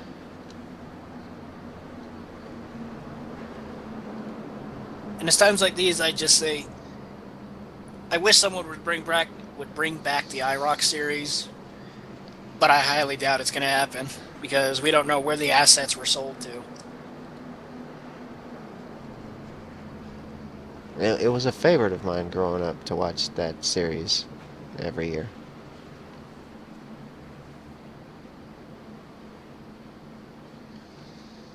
As we get ready to come by, this time by completing lap 127, moving on lap 128. What do you say we go through a midway point of the race report? Let's do. We've got Ray Alfala out in front with Zach Novak in second. Santiago Tiers up into third. That was a great job by Santiago to get out of the pits quickly and get up into third place. Michael Conti in fourth. Dylan Jones is in that fifth spot. Jake Nichols up into sixth. I think that's the first time we've seen Jake up in the top 10 today. Nicholas Shelton in 7th, Robin Williams 8th, Michael Abrams in 9th, and Ryan Lowe is scored in the 10th spot. 11th spot is Tyler Ducharme, Jake Hayes in the 12th spot, Jeremy B. Davis in 13th, Blade Witt 14th, Justin Bolton 15th, Taylor Hurst 16th, Ryder Smith 17th, 18th is Jordy Lopez Jr., Logan Sheets 19th, 20th is Keegan Lee, 21st is Yarl Tahin in 21st as the final car on the lead lap. Casey Tucker has resumed his position as the first car one lap down, so should that caution breed other cautions, he might just get to see that lucky dog after all. Which of course, as I said, he's hoping for, but still, we're past halfway, but I still say it's a little early in the race. Matt Wright is, of course, 23rd, 2 laps down, 4 laps down. Brendan Coppinger, 24th, 9 laps down. Raul Alves, 25th, 9 laps down as well. And 26th is Matt Cocker. Ariadne, 32 down to 28th. Seth DeMerchant, 29, 37 down. Let me show you on the list here as we go down as the pace car gets ready to pull off this time by as we get ready to complete lap 128 going on lap 129. Pace car is off now and back under green here in the top split of the NIS Daytona 500 for the series. Ray Alfala is off from that number 1 spot. He does pull ahead enough for Zach Novak to get down behind him, and that's going to allow that lower line to really pull ahead 3 car lengths over the inside line. Michael Conti being shown down in 4th place right now, almost 5th, as the 15 car of Dylan Jones on the inside. As we see Jake Nichols on the outside line behind Michael Conti, begging for anyone, hey, come on, let's go to the high side, let's go, let's get an outside line going, let's all go to the front, take this lead away from Ray Alfala. But there are some who are saying, I'd rather stay behind in this single file line on the inside line. Yeah, some of these drivers got a pretty big break as they were in that pack that was 10 seconds off that lead pack before the caution. Now they're regrouped back up in this front pack. They might want to take it a little easy and not get separated again. They're going to try to do everything they can to stay in this lead pack. 70 laps left remaining of this race. I think it's going to get good from here. Good again, because, man, it's already been good. No, it's been good, but remember one thing. The intensity is picking up. Michael Conti doing unbelievable out there on the outside line. With just 1 car behind him, he's making ground. No, he's slowly making ground, but I'm looking at that group behind. They're literally 2 by 2 by 2 by 2 by 2 for about at least 4 or 5 rows deep. As Raul Alves backs out of it and says, "Go for it, guys. I'm not going to be a factor here. I'm X amount of laps down." As Coppinger holding up on the outside line as well. Yarl Tahin gets up on the outside wall, just scrapes it. No harm, no foul, as he somehow manages to avoid any further incident.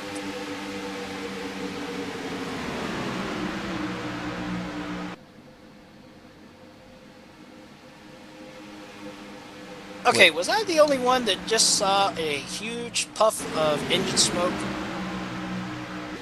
No, I seen a big puff of smoke. I couldn't tell where it came from, but Somebody barbecuing up in the infield or something? you never know. Even that made me wonder. It's like, okay, I'm not the only one seeing this, right? Could have been disaster over at the airport. Oh, please don't say that. Anyways, back to the racing action here. Still more smoke up there. Maybe someone's smoking on pit road. Mystery. I found it. It's Seth the Merchant. Our mystery smoke has been solved. Yeah, there you go. Engine smoking on pit road. Alright, side by side up here for the number 1 spot. Jake Nichols has managed to get up there side by side with Ray Alfala. Wasn't able to hold on to it, but he was up there for a while. Michael Conti tucks into the inside line. That's going to leave Jake Nichols up there all alone on the outside. And now well, Jake he was kicks all in. alone. Now he thinks better of it and goes to the inside line. This is pretty. This is interesting to watch.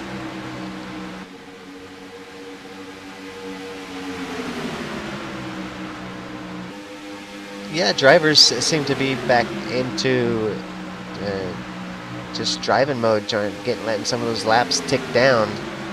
I think they'd take a pass if they could get it, but otherwise, I think they're content with just letting some of these laps tick by. Oh, most definitely. As we see a couple of cars now in that group behind the main pack here going side by side. Yeah, Jordi Lopez Jr. now to the outside and back to the inside. Just trying to find a place to run to where they can make some kind of ground. There's a lot of fast guys still back in this pack wanting to get their way up there and compete for a win here.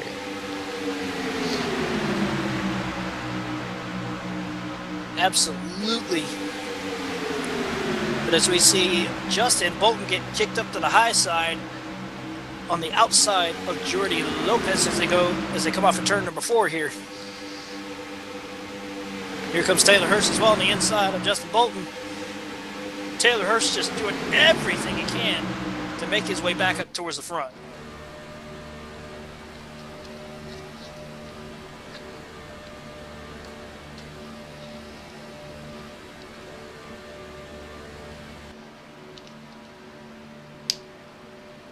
I must say that a couple of cars that are the ones to watch, I believe, this season, of course, are Zach Novak with his new team in conjunction with Jimmy Bullis of Torque Motorsports. That will be the team to watch this year in the Open Series on Iracing. I don't know if they're going to run the Fixed Series yet. They haven't really said. All we know is that they're going to be running the Open. Yeah, I can agree with that. Definitely a good start here, and the Daytona 500 definitely showing what he's bringing to the field, and I'm impressed. I think a bunch of people in this race are also impressed with it as well, as Jordi Lopez was basically giving one heck of a shove to Ryder Smith as they were going through the trial. Amazing job on not crashing each other, but here they come. I believe that they are right up there with that main pack now.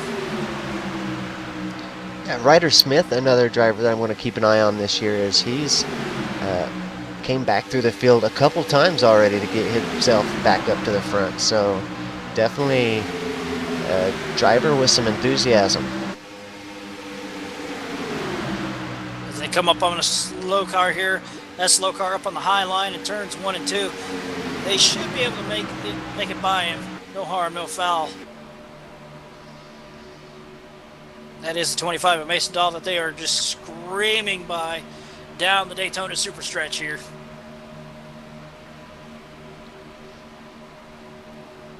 Michael Conti, though, doing everything he can to try and find a spot to fall in line. But I'm telling you, dude, the closing rate with this current package that we have right now, it's iffy on trying to fall back in line as quick as you can without causing the big one.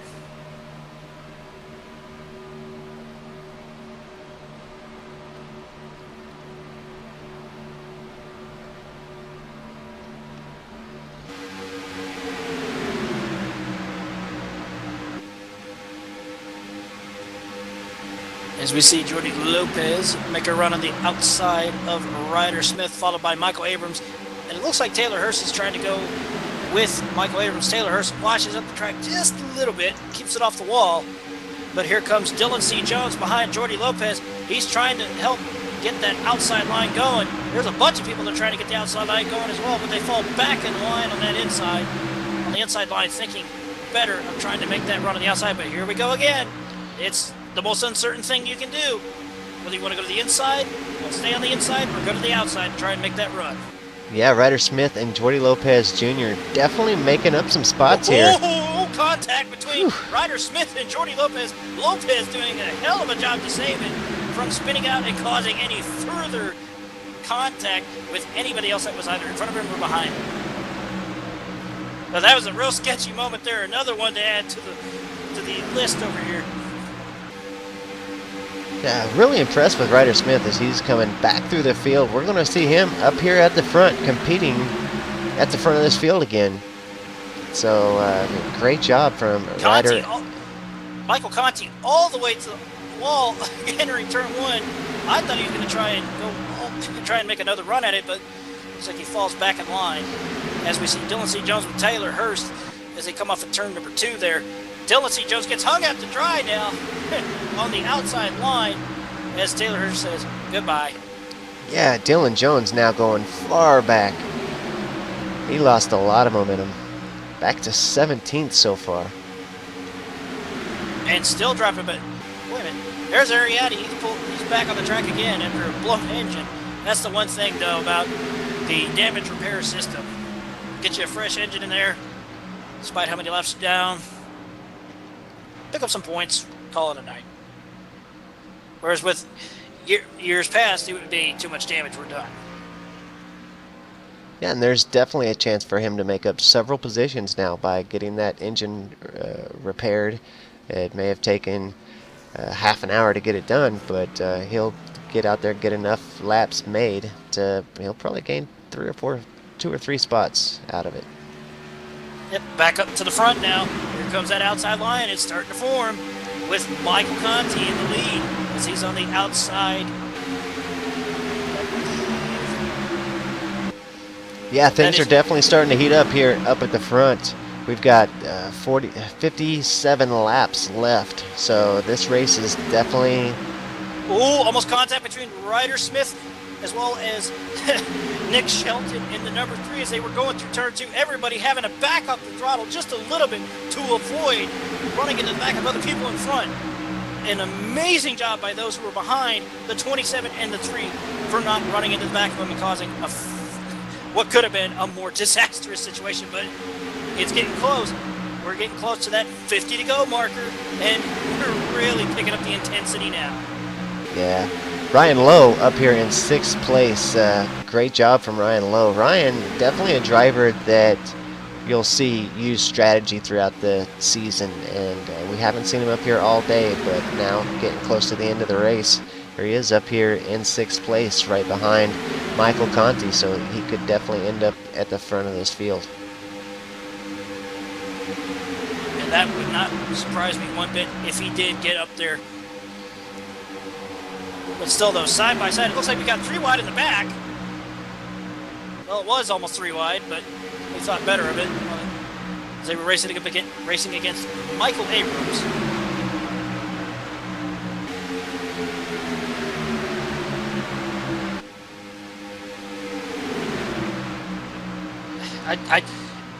If you're wondering why both of us in the booth here are quiet, folks, it's because this is absolutely intense to just watch. Yeah, the racing here definitely fantastic. Looking on the nose cam at the Taylor Hurst machine at the Jeff Gordon autographed bumper of Keegan Lee. Yeah, Keegan Leahy.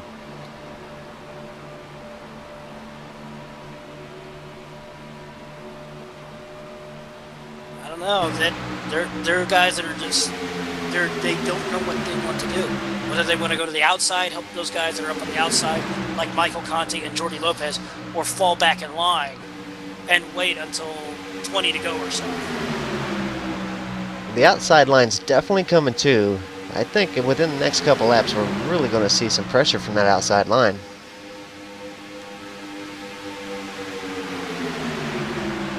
It wouldn't put it past me one bit.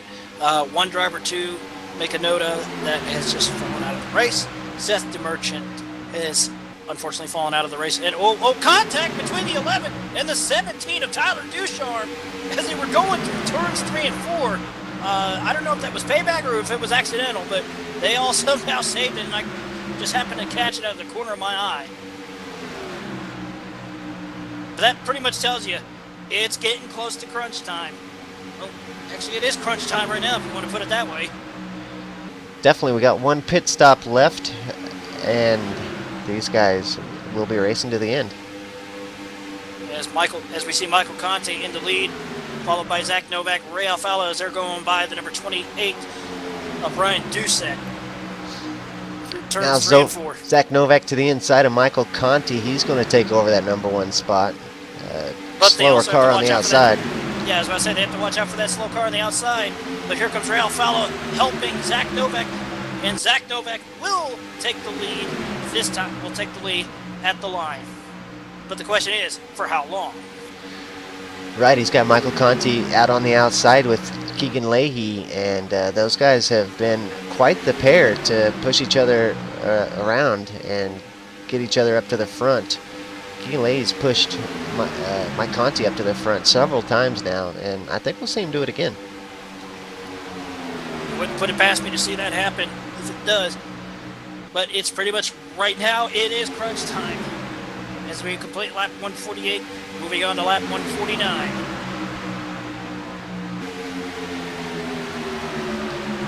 Leahy moves to the inside. That's going to leave Michael Conti up on top all alone. Jordi Lopez Jr. is back there. He will catch up to Conti eventually if nobody else pops out there. And then we'll see those guys start making momentum again. Looks like Ray Alfalo is going to pop out. He changes his mind, goes to the inside. He goes way down. Wow, he thought better of trying to make a run on the inside below the double yellow line on the backstretch before turn 3. He thought better of it and fell back in line behind Zach Novak. Well, there's Jordi Lopez Jr. has caught Michael Conti out on that outside line. He let off for just a second because he really had a lot of pace on him. And now it's going to take him just a second to catch back up. But once he does, I think we'll see some pretty good pace out there on that outside line. And guess what, Kane? Next time by, 50 to go. This race has flown by with the few cautions that we've had. I'm amazed at how quick this race has went. Here we go. We see Jordi Lopez. Oh, one car. Taylor Hurst just barely scraping the wall. These guys are doing everything they can to save their tires to make it to the final, what could be the final round of pit stops.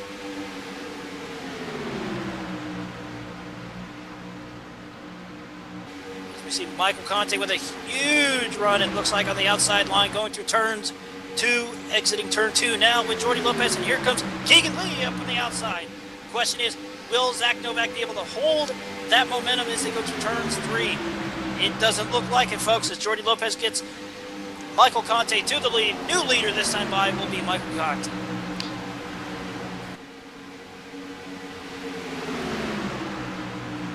They go 3 wide temporarily as the slow car goes on the high side. Wow, Michael Conti goes all the way to the bottom, blocks Zach Novak from taking back the lead. But here comes Jordi Lopez with help from Keegan Lee. Michael Conti doesn't know whether he wants to go to the inside or outside the block.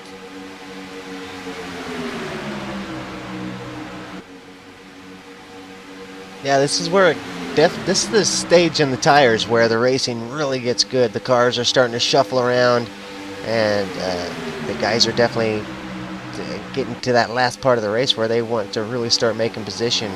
And Yeah, this is where it gets good.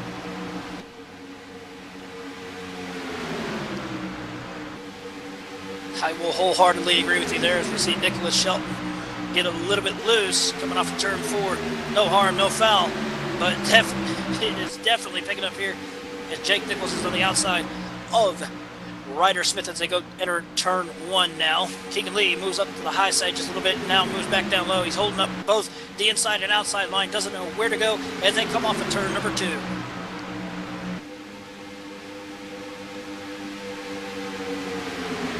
These guys are using every inch of the track here at Daytona to try to jockey for position here in the later stage of this race, and this has been the funnest Daytona 500 to watch. Oh, absolutely, and I guarantee even the heads at Iracing are just sitting back watching this amazing race. We don't blame you guys. This has probably been the most action-packed Daytona 500 I've seen on Iracing in my 5.5 years on Iracing as a member. As Ryder Smith washes up just a little bit. I don't know if he made contact with Keegan Lee as they got off at turn number 2. It's hard to tell from our vantage point here.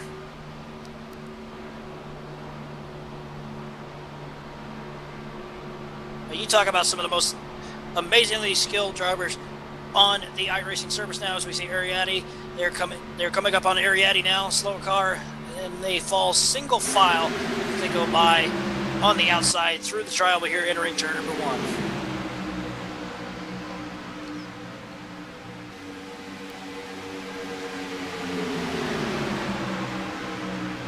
And here, well, I spoke just here. Here comes Ray Alfalo with help from Jordy Lopez Jr., Keegan Lee.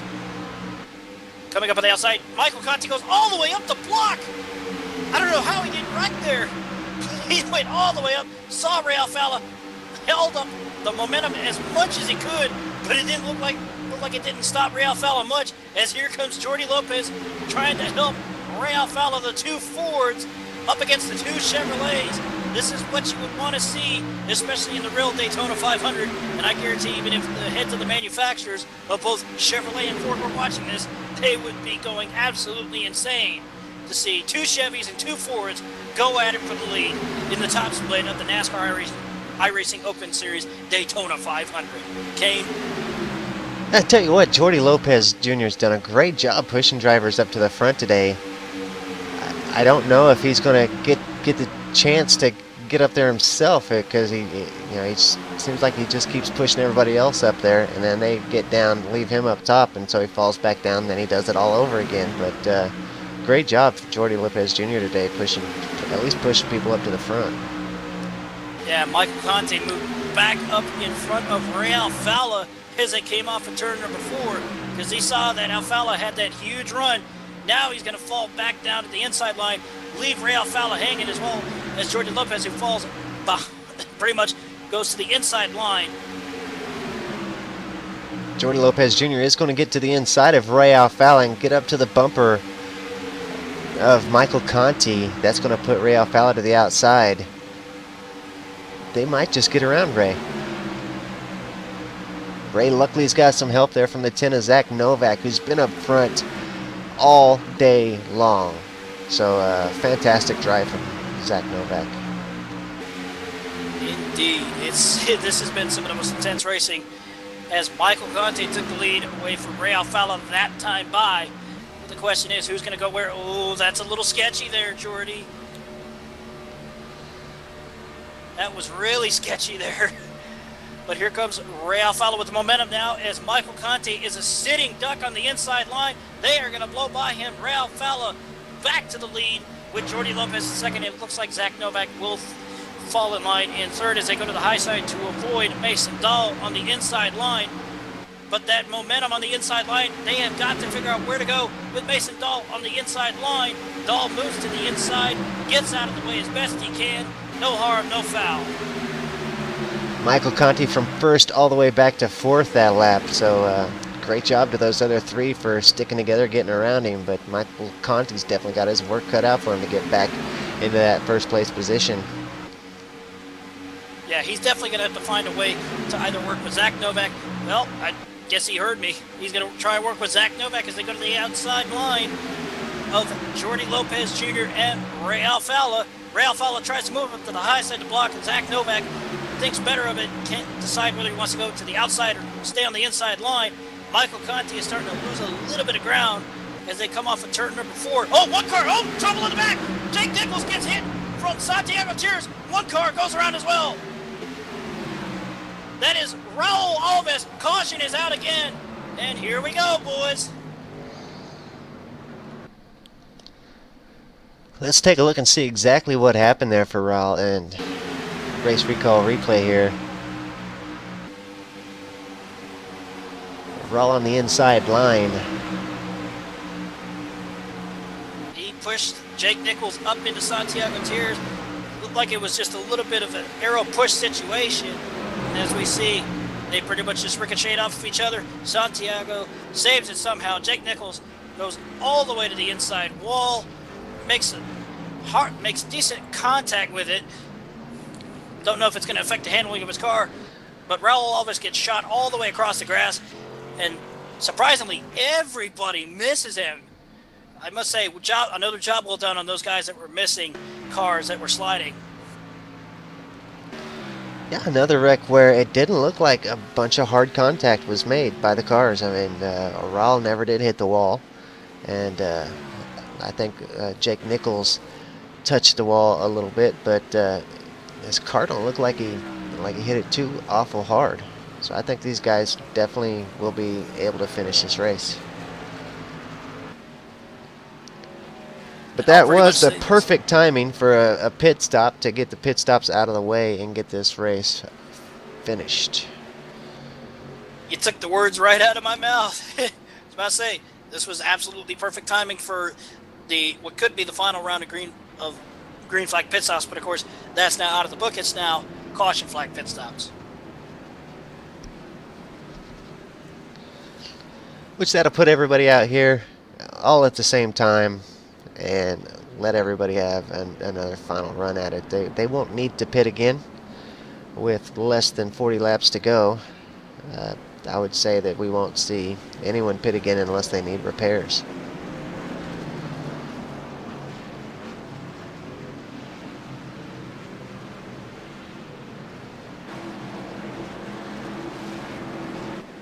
As we see everybody coming on pit road now, this is pretty much going to be interesting to see who takes 4 tires, who takes 2, or who just goes for gas.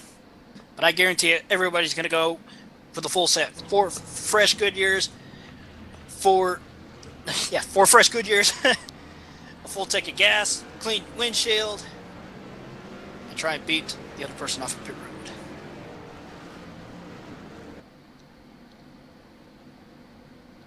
This time by, it's going to be Ray Alfala beating Zach Novak, I believe, off of pit road. Yeah, Michael Conti's going to come out in 3rd with Jordy Lopez Jr. in 4th, Keegan Leahy 5th, Ryder Smith in 6th, Nicholas Shelton 7th, Logan Sheets in 8th, and Dylan Jones 9th, with Ryan Lowe rounding out the top 10.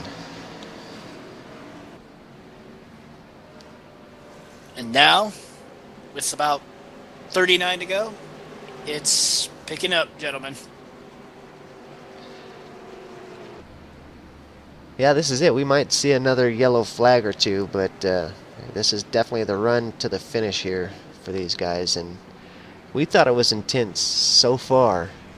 I think what we're about to see is going to be amazing. It could be a photo finish, 3 wide, possibly 4 wide. But the one thing that will be moving towards the front of of each driver's head in this race, who's going to be that guy that causes the big one.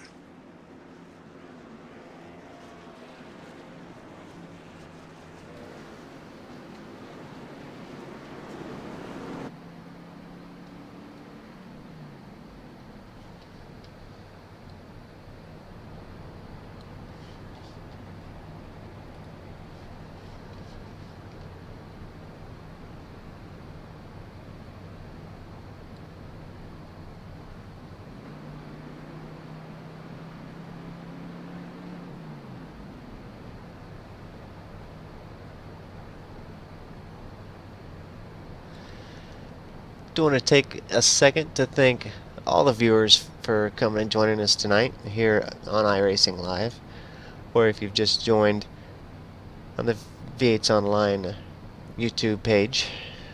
Thanks to everyone who's joined us today, who's participated in the chat on the comment section, and just thanks for being here with us tonight and participating in this race.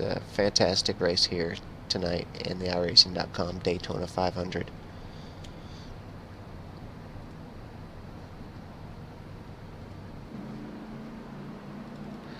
We will be here every week on Wednesday night.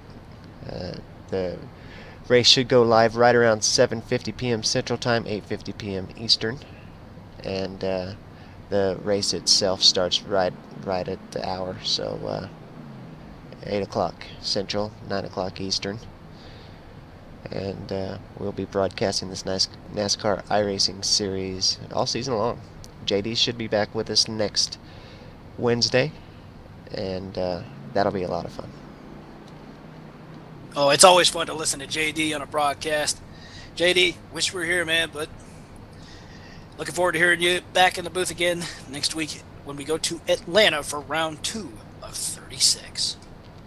Yeah, he'll be extra excited for Atlanta because he goes to the real world NASCAR Atlanta race every year, and so it'll be kind of be a preview, as we do see that this NASCAR iRacing series is a good preview of what we're going to see come Sunday when the NASCAR Sprint Cup takes to the track. These races are so similar in intensity and just strategy and everything that kind of gives us a little bit of a preview of what we're going to see come Sunday. And that just makes me, this race here just makes me that much more excited for the real world Daytona 500 come Sunday. Oh, most definitely. It's going to be one thing to watch, especially tomorrow with the Can-Am duels, on what we could also expect for the Daytona 500 as well. Yeah, the duels definitely be exciting. Get to see, but at the end of the deal, where the drivers are going to grid up.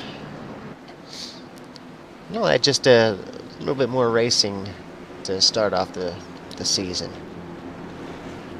Of course, most people would say, "Oh, the duels, they don't provide much excitement."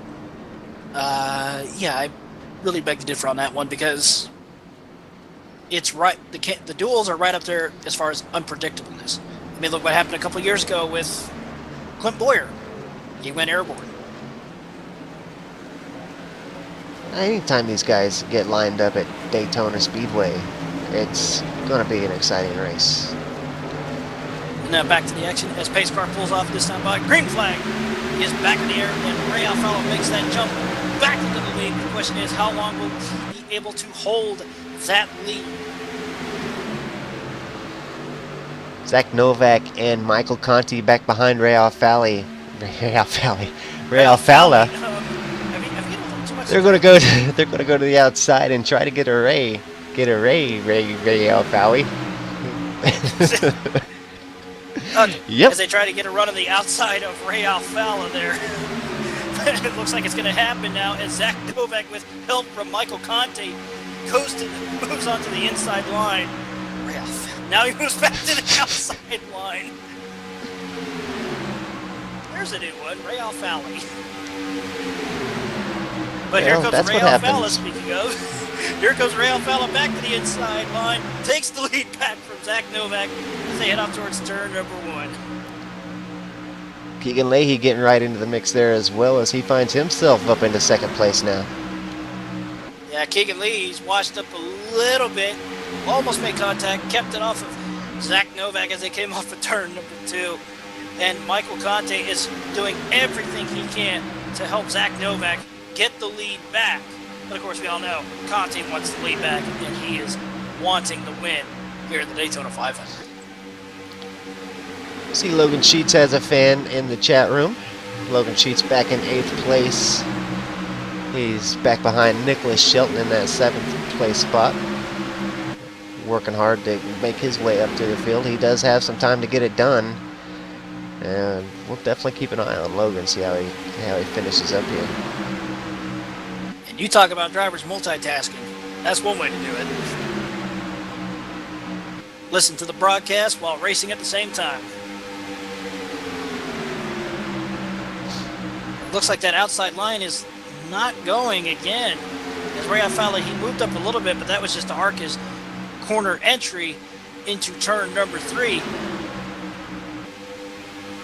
As the rest of the guys behind Michael Conti are now starting to get single file, but every now and then we are seeing drivers starting to peek out to see what's going on in front. Whether we don't know if they're going to either make a run on the outside line, get it going, or if they're just peeking out to cool their cars down, or see if it's about to happen in front. As well, looks like Jordy Lopez Jr. is going to block number 12 of Keegan Leahy out on the outside. Keegan with some serious speed there going around the outside of the number 1 car. He's not going to have enough momentum to get it done, I don't think.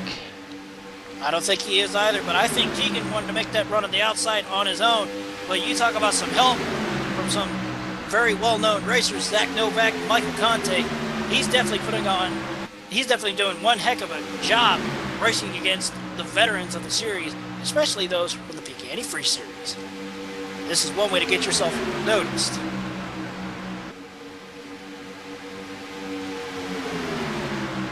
Definitely, and it says a lot about these drivers. Ooh, that was close. Zach Novak and even Keegan Leahy running with drivers they have run in the Pro Series NASCAR, the Peak Antifreeze series, and have won it, won championships. So they're racing with the very best of the best and hanging right there with them.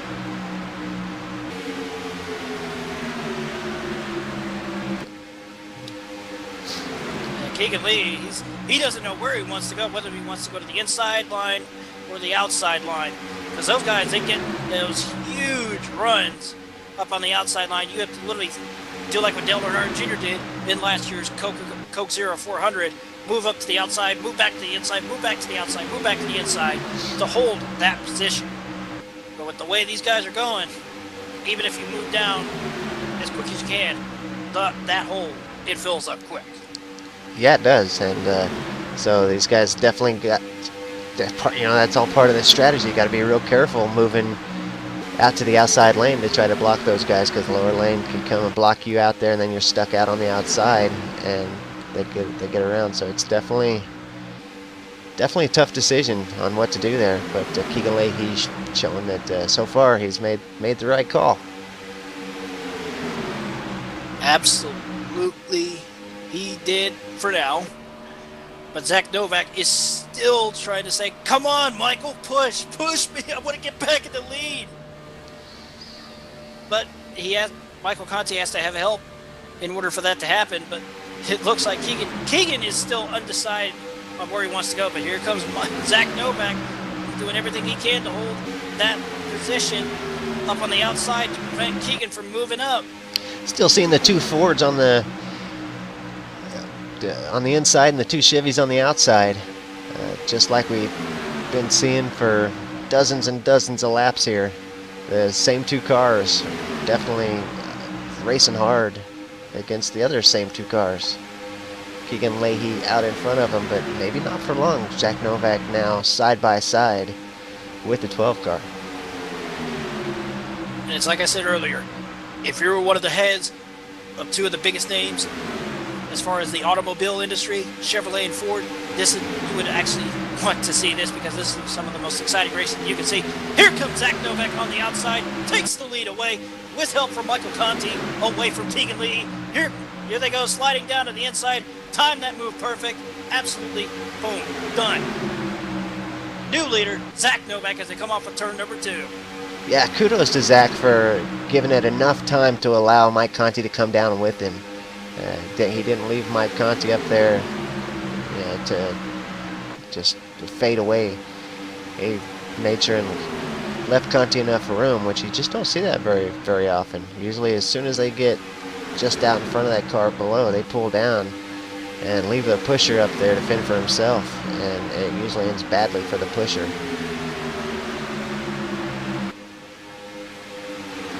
see a couple guys in the back behind this group here. They're getting real antsy, but they have a slower car up ahead of them. That is Mason Dahl up in front of the leaders now. The leaders move up to the high side. As of right now, they make it safe and sound right by Mason Dahl, who's still holding his line on the inside line. I don't know if that's a smart idea there, but they're doing all they can, and as of right now, they've made it past him. And now here we go. The field is literally starting to bunch up behind the race leaders. Keegan Lee goes to the outside. Peek out. Nope. Not going to get it done this time. He's doing everything he can. Here comes Jordy Lopez on the inside. 25 to go. And here we go. It's literally crunch time now. It is looking a little bit further back. The 16 car, Logan Sheets to the outside. Logan's wanting somebody to go out there with him and make a run to the front. But so far he's out there kind of all by himself. The 7 car of Ryan Lowe peeks out there as well. We might see these guys bunch up and move to the front, or at least attempt to. Seems like they poke out there and change their mind and go back to the inside, and poke out there and then go back to the inside. As they're doing it right now, as you see right here on the screen. That's only a few of them, though, as far as I'm seeing. There's actually a few behind them that are literally staying on the outside line, wondering, where's the help? There is no help. Yeah, with 25 to go, this is when I would think that this is when, if you really wanted to start working your way to the front, I think this is when you would jump out there and really try to make something happen. Exactly. You see, still though, Logan Sheets is up on the outside with Taylor Hurst, and I believe, yeah, that's Casey Tucker there. Up on the outside line. Yeah, Casey Tucker back on the lead lap. He's in the 15th spot. He keeps poking out there to the outside line, but just too far away at the moment to make anything happen with those guys.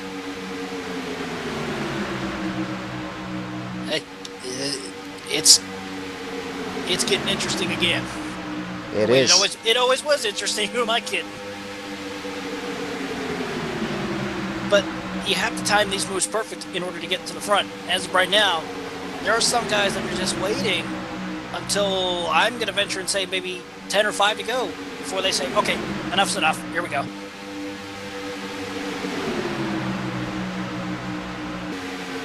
Zach Novak out in front with Mike Conti in second place. Jordan Lopez Jr. in third. Ooh. Keegan Leahy now coming to the inside. That's going to put Ray Alfala outside. They have a slow car up on the outside. They literally have to get down as low as they can. Stay as high as they can. That was Ariati. Respectively got down onto the apron, no harm, no foul. As whoa, Taylor Hurst getting a little loose. He saved it somehow. Taylor Hurst with an incredible save. And caution. Well, Blade Witt. Oh, did I jinx it earlier? I think I did. Oh, that's a hard hit. 13. Oh, Casey Tucker involved in it, as well as Jeremy Davis. I don't know to call this the big one or the second small one. I don't know. That was a pretty big one. 5 or 6 cars involved there, all with real hard contact. A lot of drivers that will definitely be taken out of this one from that deal, and looked like it was caused from the slow traffic down on the inside. Just kind of shook up a couple drivers. Well, from what I'm seeing on the replay here, is that Blade Witt got loose behind another car entering turn 3, and that's all she wrote. But multiple cars, I'm counting at least maybe 5, 6, possibly 7.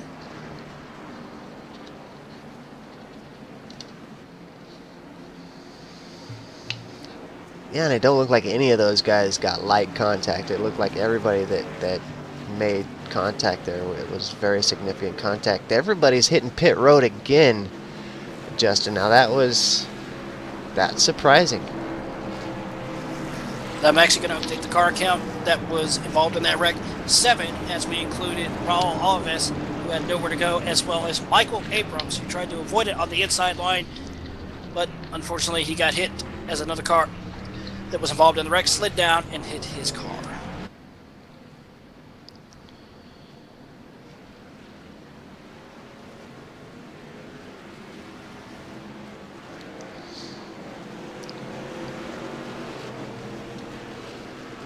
All right, things getting shaken up from a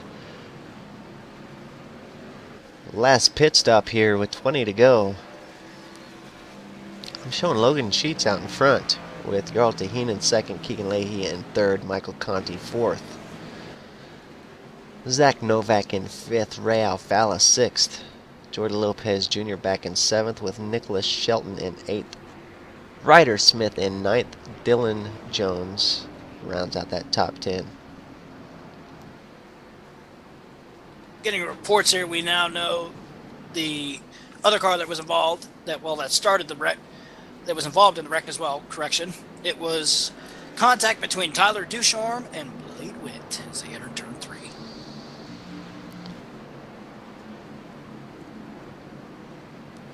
Tyler Ducharme still out on the track in 12th position. Probably got the least of all the cars that were involved there, the least amount of damage. But I would still say his damage is probably significant. He'll probably notice it come green flag. Well, Blade Witt was the one that made contact with the wall, hard contact with the wall. Tyler Ducharme, he skated away safe and sound. Didn't he get some contact to the rear of the car? I don't know if he did. It could have been neck code. Okay.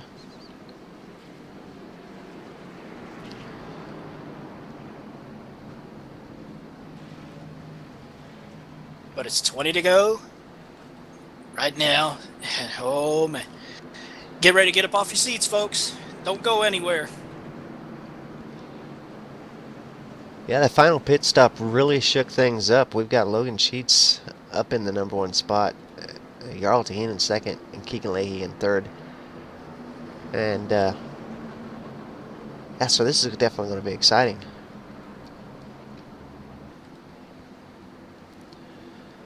Two tire stops for Logan Sheets and Jarl Taheen.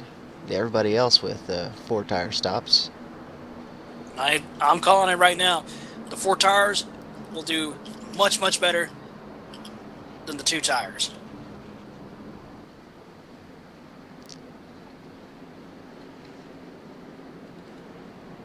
You know, Logan and Jarl were far enough back that I think they probably had to make that call. You know, they probably had to do something to try to get themselves up there, but I don't think 2 tires are gonna make it the 18 laps or so without falling far enough that they will be overtaken. But it's all about that net gain, you know, after the guys with the 4 tires get around them before their tires start to fall off. How far will they fall back? Will they fall back to the 10th position or 8th position? You know, they were back in 12th and 14th-ish before the pit stop, so they may end up faring better by the end of this thing. We'll just have to watch and find out. And ladies and gentlemen, breaking news. Jordi Lopez Jr. has just fallen out of the race.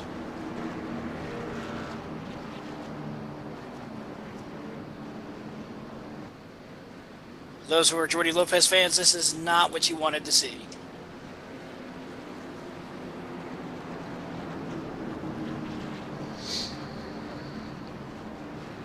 As the cars are back 2 by 2 now, getting ready to come to the green this time by. We hope it's the final green flag. We hope here in the booth. But, as I said earlier, this race, just like the actual Daytona 500, is absolutely unpredictable. Anything can happen.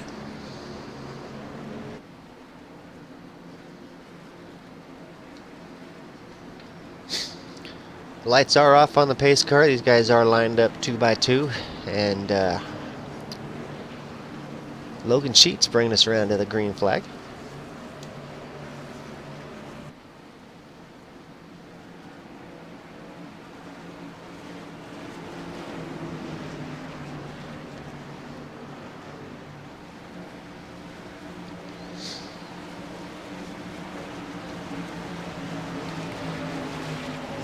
And here we go. Pace car is off. Back in the green. Logan Sheets with a great start. It's going to allow Keegan to even get up into second before Jarl's able to come down. Side by side with Michael Conti and Ray Alfala. These guys having one heck of a race here today, side by side for so much of the race. Yeah, those two have the utmost respect for each other because they know, contact in the back. Tyler Ducharme gets a little loose after contact from, I believe, the 7 as they came off the turn 2. No harm, no foul. Somehow saved it. That could have been much, much worse. But back to what we were saying, though, yeah. Michael Conti and Ray Alfala, these guys know each other's racing style over the years from the peak Andy Freeze series. So it's definitely going to be, it's definitely going to be interesting correction to watch what happens. Who helps who doesn't. Nicholas Shelton now trying to get to the inside of the number 1 of Ray Alfala. Not quite making it so far. Ray Alfala in a position where he don't necessarily have to take the high line yet, and he can still dip down to take the low line, but looking like the high line might be the place to be. Oh, most definitely, as we see Michael Conti with help from Zach Novak and Ray Alfala up on the outside. There's Ray Alfala, I guarantee he's probably saying, come on guys, let's go, let's get an outside line going. It's getting close to the end of the race. Oh, who was that just barely clipped the apron? Was that the number 3 of I think it was. Nicholas Shelton? I think it was. He somehow saved it yet again. But here comes Michael Conti up on the outside. 16 doesn't know where to go. Logan Sheets doing it. Yep, well, Logan Sheets, he waited too long to try and make a move. He held his line. Here comes Michael Conti on the outside, but here comes Ryder Smith. And Taylor Hurst was behind Ryder Smith up on the outside line. Taylor Hurst thinks better of it, falls back in line. Now he goes back behind Ryder Smith. Doesn't know whether he wants to stay behind Ryder Smith or go in behind Nicholas Shelton on that inside line. Well, he stays up on the outside. He's going to try and help Ryder Smith, but Yarl Taheen, correction, doesn't know where to go as well, whether to go to the outside or go to the inside. So right now he's undecided. Logan Sheets run at the front, finally coming to an end with those 2 tires. Michael Conti and Zach Novak getting by. Up the track. Sorry about that. But Logan washed up the track a little bit. No harm, no foul, no contact with Ray Alfala. As here comes Keegan Lee. He's battling hard with Ray Alfala as they come by the line. Lap 186 over now. 187. We're getting close to 10 to go. The time has come. When to make that move? And do you execute it properly? Or do you execute it to the point it ends in disaster? Unbelievable to see these guys single file with just 12 laps to go coming up. And now Keegan Leahy heads to the outside, and Ray Alfala is going to follow. Caution is out. Caution is out. And it's Ryder Smith. It is. We're going to have to take a look and see what happened. Horrible luck for Ryder Smith. Contact. Contact from Robin Williams. Hit the wall outside hard enough to the point the engine is done.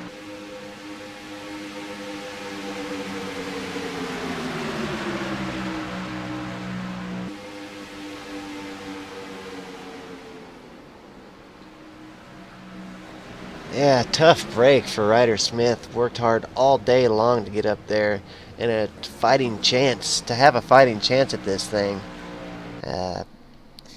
Falls just shy with just about 10 laps to go or so. 12 laps to go, so yeah, tough break. Well,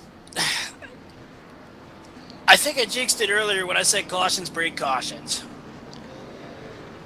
I don't know. I still think we're at a low on cautions. And that was caution number 4, and definitely seen many Daytona races that have had many more. So I think this is probably on the low end of number of cautions. There's at least a few that are fake. Oh, everybody's faking. We all thought they were going into pit road.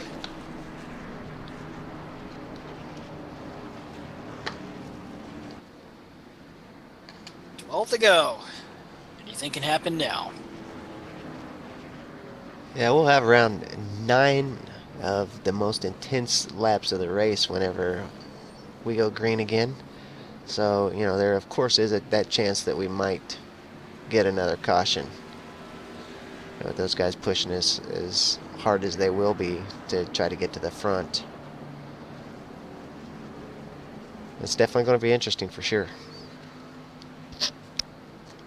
And I have a very sneaky suspicion that someone from the back is going to come up and pull the upset and win the race. Well, that's a pretty bold prediction. Because we've had these same 4 or so cars up here for most of the race.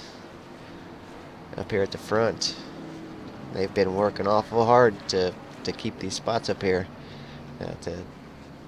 For somebody to come from further back to take that win would definitely be an upset.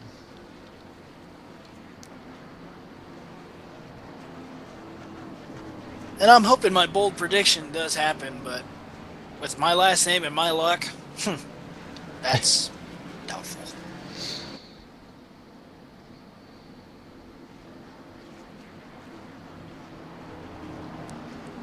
I gotta say, Justin, I've been impressed so far with the racing here at the Iracing.com Daytona 500. The Wednesday race here in the top split in the Open Series. Now, I do want to mention that the official Iracing.com Daytona 500 will be Sunday, I believe. It'll be broadcast by RaceSpot TV. And I don't have the specific details on that. I believe it's Friday night. Yeah, Friday night that they broadcast the top split for them. And speaking of RaceSpot TV, I must say to Rachel Wyford, Will Vincent, congratulations on landing the NASCAR Peak 80 Free Series. I know you guys are going to do one hell of a great job this season. A full plate for them, I must say, as well, as they got the Grand Prix World Championship Series, the NASCAR Peak 80 Free Series, and countless other leagues as well that they broadcast over on RaceSpot TV. So talk about a non-stop schedule of broadcasting. Yeah, no doubt. All the broadcasters that broadcast here on iRacing Live, but as well as that aren't on iRacing Live, do a fantastic job. I mean, we have seen a lot of professional broadcasts here with the iRacing simulator, and it just kind of goes to show the possibility of this iRacing simulator. I would say online sim racing in general is gaining popularity. Oh, it definitely is. It's phenomenal. I mean, especially here on iRacing, you get to race with some of the more well-known drivers from different types of series. Sports cars, open wheel, stock car, drag racing, you name it. And I'm just going to say this before you comment on that, Kane. iRacing, please, let's get the NHRA on iRacing.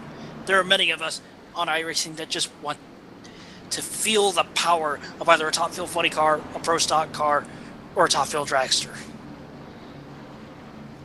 Yeah, that's probably a possibility. I'll bet that's something that they'll look at someday. I mean, I know they got a lot on their plate that they're trying to get switched over to DirectX 11 and all that, but as stuff starts to kind of wind down for them, I think they'll start looking at other avenues to take the sim, and that will probably, if they branch out like that, that will probably be one of the first things that they cover. Oh, absolutely. I mean, we got 2 tracks already that pretty much have drag strips that are somewhat scanned in. We got Sonoma with the drag strip along the front stretch, as well as the numerous amount of names: Lucas Oil Raceway Park, Indianapolis Raceway Park, O'Reilly Raceway Park, but to most of us, it's still IRP, Indianapolis Raceway Park. Lights are off on the pace car now. Michael Conti in that number 1 spot, going to be leading us to the green. He's got Zach Novak out on the outside. Those guys have kind of been teamed up throughout this race, so that's going to be interesting to see how they go there. Logan Sheets didn't fall back very far at all that first run, back into 3rd with Keegan Leahy on the outside in 4th. And here we come with 9 to go, this time by. The question is, when do you make that move? And will it end in disaster? Green flag is out for hopefully the final time here, as we are back underway with 9 to go. Michael Conti takes the lead, but here comes the outside line with Keegan Lee, as they're going to try and make that run as best they can, going off into turn number 1. Yeah, with 9 laps to go, you'd think that you'd just have to commit to that outside line and make it work. Logan Sheets now going to go out and commit to that outside line, I would think. No, he's going to come back to the inside. He's going to push Zach Novak and Michael Conti out to the outside and take over the lead. Here comes Logan Sheets with help from Ray Alfala. Logan Sheets was on the outside line. He had that huge push from Zach Novak as they come by this time with 8 to go. But that outside line of Michael Conti and Zach Novak, it's going to be dead even. Michael Conti takes the lead that time by. But Logan Sheets is coming back with help from Ray Alfala. They're starting to get a little antsy in the back. Zach Novak is starting to fall back just a little bit. He's wondering, why isn't there anyone behind him to help him? Yeah, I just can't believe that with as few laps as there is, that the outside line just isn't full. Oh, I'm just as surprised as you are as well. They're starting to stack up as well. It's getting interesting here, folks. Oh man, I tell you. Conti all the way back to 6th now. Yeah, he lost all that momentum on the outside line, but now there's a couple of cars that are slicing and dicing through the field as they go through turn number 1. Zach Novak is all alone on the high side. And now here comes some help for Zach Novak, I believe. Well, that was Ryan Lowe. He was going to help Zach Novak, but he falls back in line behind Michael Conti. And now it's getting interesting. Who's going to make that move? Who's going to be the one that... I think Conti made the right decision. You about have to go to the outside to make your way to the front. Contact between Dylan C. Jones and Zach Novak. No harm, no foul, but that was a little bit of a scare tactic. I'm surprised they both saved it, but that's what you call driver skill at its finest. Definitely. Now Michael Conti making his way back up toward the front. He's on the outside of Taylor Hurst in the number 4 car. As this time by, we're going to be coming to 5 to go, but here comes Keegan Lee with help from Nicholas Shelton on the inside line as they go through turn number 3, both through turns 3 and 4. Still side by side between Keegan Lee and Logan Sheets. Well, Kane, this has been one heck of an incredible race. 5 to go. Anything goes. Now, teammates, friends, they're all out the window. It's go time. I'm just speechless. 3 wait, wide. Contact! Alfala's in the wall. Contact between Alfala and Logan Sheets. And there goes Zach Novak. He's bouncing off of Dylan C. Jones. There they go. And Logan Sheets hard into the side of Tyler Ducharme. I don't know if that's... Oh, Bolton hit. Oh, Bolton hit Dylan C. Jones. That is... I believe that's the end of the race. I could be wrong. More cars involved in the back. Alfala tried to get off the track. He was run into from behind by Michael Abrams, and they all just stacked up. Wow. Holy moly.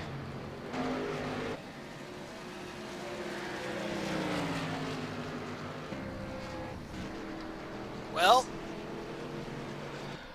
We're gonna have to take a look at that again. That was just an amazing wreck.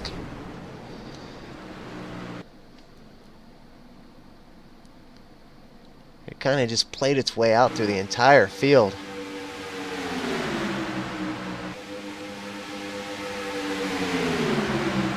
I tell you what, in all my years of either racing at the Daytona 500 or spectating, this has been incredible.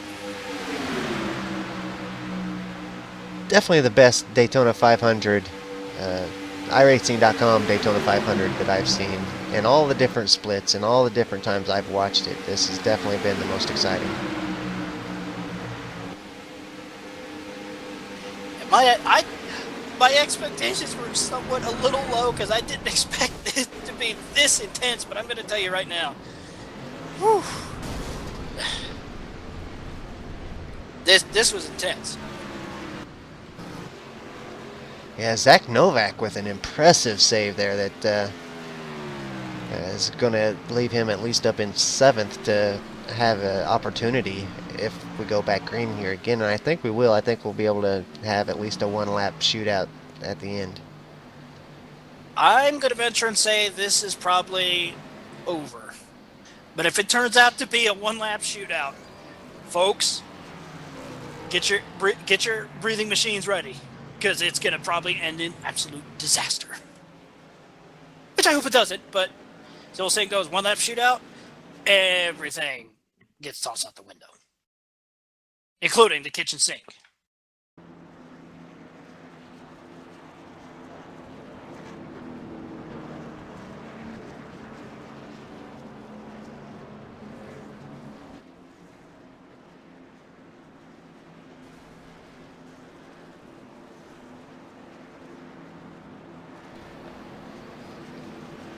I will say this, though, Kane. This is not how Ray Alfala wanted to start the NIS Open season, was getting involved in a wreck in the great American sim race, the Daytona 500.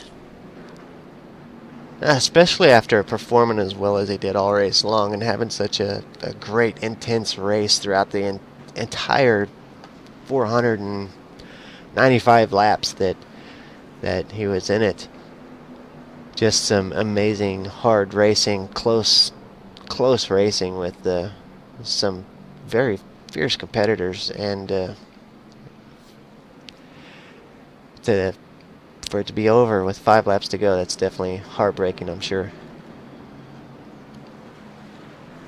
And now we see if we get a one-lap shootout or if it finishes under caution.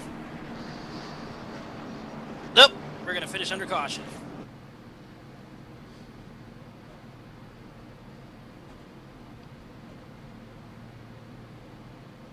Well, folks, we hope you enjoyed the show. Enjoyed the race. I know me and Kane have, with all the amount of action that was going on track, both in the front and the back. Yeah, this is going to be an amazing season. I mean, if this is what we have to look forward to, this kind of action, it's going to be a lot of fun. It's also, like I said earlier, it's going to be interesting to see how the new rules package does. I actually have a good feeling about the new rules package when we get it come mid-March. I do too. I got a feeling that these guys are really going to have to drive these cars and be right up on that wheel, working these cars around the tracks a lot more. And I think it's really going to bring out the best in all these drivers. Folks, if you thought last season was exciting, or even 2 years ago, 2014, you haven't seen anything yet. Get ready for the wildest show, because the boys are back and they're looking for trouble.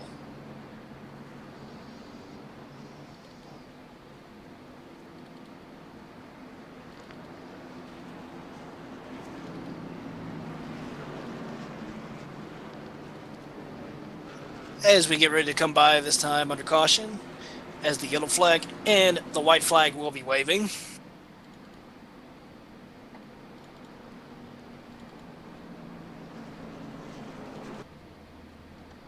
As we do, you know what? Let's do a little bit of a recap on this race so far.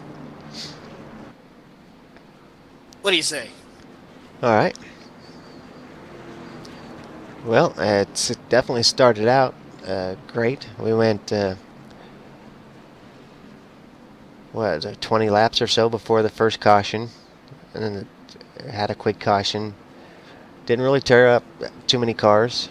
Pretty light contact throughout that wreck. Another 20 laps. Second caution at lap 40.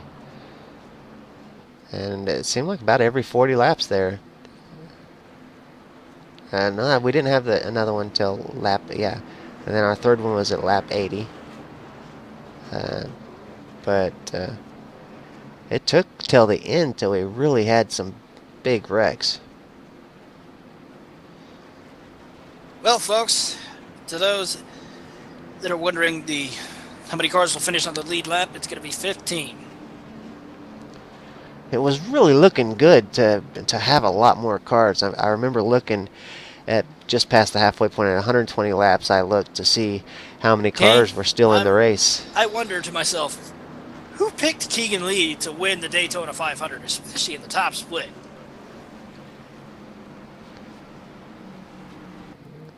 I don't know. Did you pick Keegan Leahy to win? My pick was actually Zach Novak to win.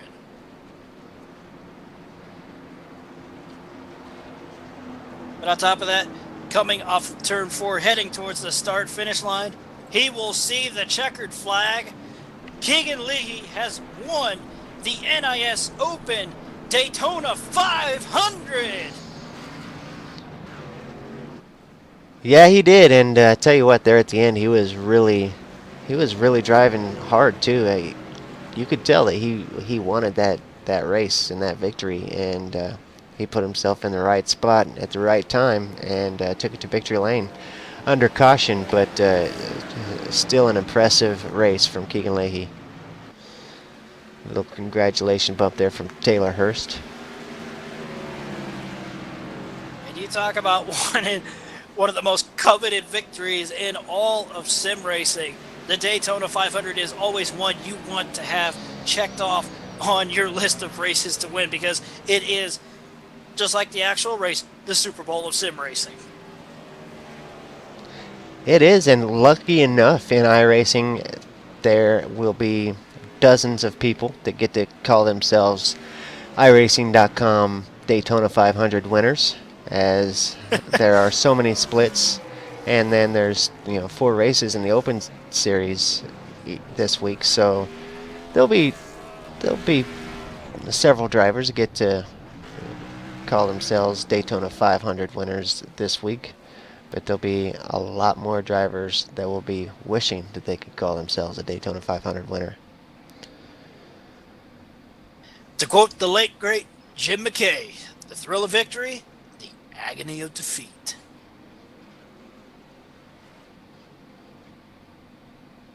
I must say, though, before we go, Taylor Hurst, you talk about having a little fun celebrating surviving the Daytona 500. He went all the way to the apron in turns 3 and 4 and just did he thought he was in Tokyo Drift, just drifted all the way around the apron. Yeah, I love a good celebratory spin out. There was a couple notable ones the last time we broadcast this series that really stuck out to me, and I really love to see a good burnout. Let us know that you're really excited and happy that you just won that race, and I guarantee you Keegan Leahy is over the moon. It wouldn't put it past me. Folks, we're going to give you the rundown of the unofficial results as of now. Your winner of the 2016 NIS Open Top Split Daytona 500, Keegan Lee, followed by Michael Conti in second, Nicholas Shelton third, Taylor Hurst fourth, Ryan Lowe fifth, Jake Hayes sixth, Zach Novak seventh, eighth, Yaro Trin, 9th, Robin Williams, and 10th, Matthew Wright.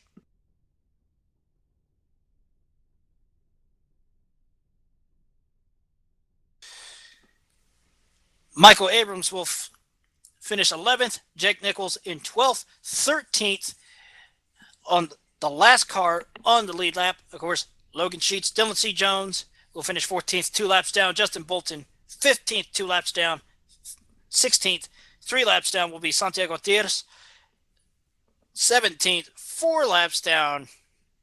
Probably one of the most heartbreaking things you could see. Ray Alfala finishing in 18th. 19th, no, 17th, correction. 18th will be Tyler Ducharme, 4 laps down. 19th will be Brandon Coppinger, finishing 6 laps down. 11th, 11 laps down. 20th, Raul Alves. Mason Dahl, 21st, 12 laps down. 14th, 14 laps down, correction. 22nd will be Ryder Smith. 21 laps down will be Jordy Lopez Jr., Casey Tucker finishing 24th, 22 laps down. And the rest will be coming up on your screen shortly. Yeah, what a tough race. These guys definitely had to work hard from the get-go to stay up with that race. I mean, we've seen those guys, the cars just all over the place. And once the tires started going, we've really seen the intensity really pick up. That was, man, I am just completely impressed with the quality of that Daytona 500. The wreck at the end was a bummer, but it is Daytona 500, and that does kind of tend to happen.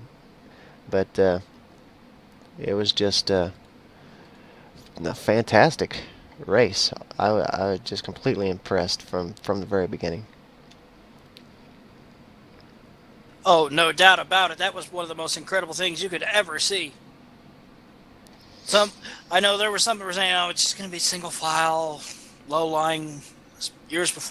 Previous years before we got the dynamic track, yada yada. Well, to those who said that, you were proven wrong. Even I was proven wrong. Yeah, well, sometimes the Daytona can kind of get, I don't know, I don't want to say boring, but it can kind of get boring with the cars just driving around and around and around and getting into a single file line and not much changing. But we didn't see anything like that this year. I mean, it was exciting from the very beginning.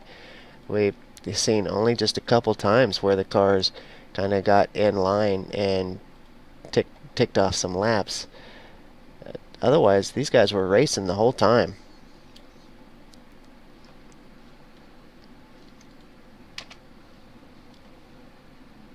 Absolutely. I mean, this is one thing to raise the expectations of how the season's going to be, especially for the broadcasting point of view.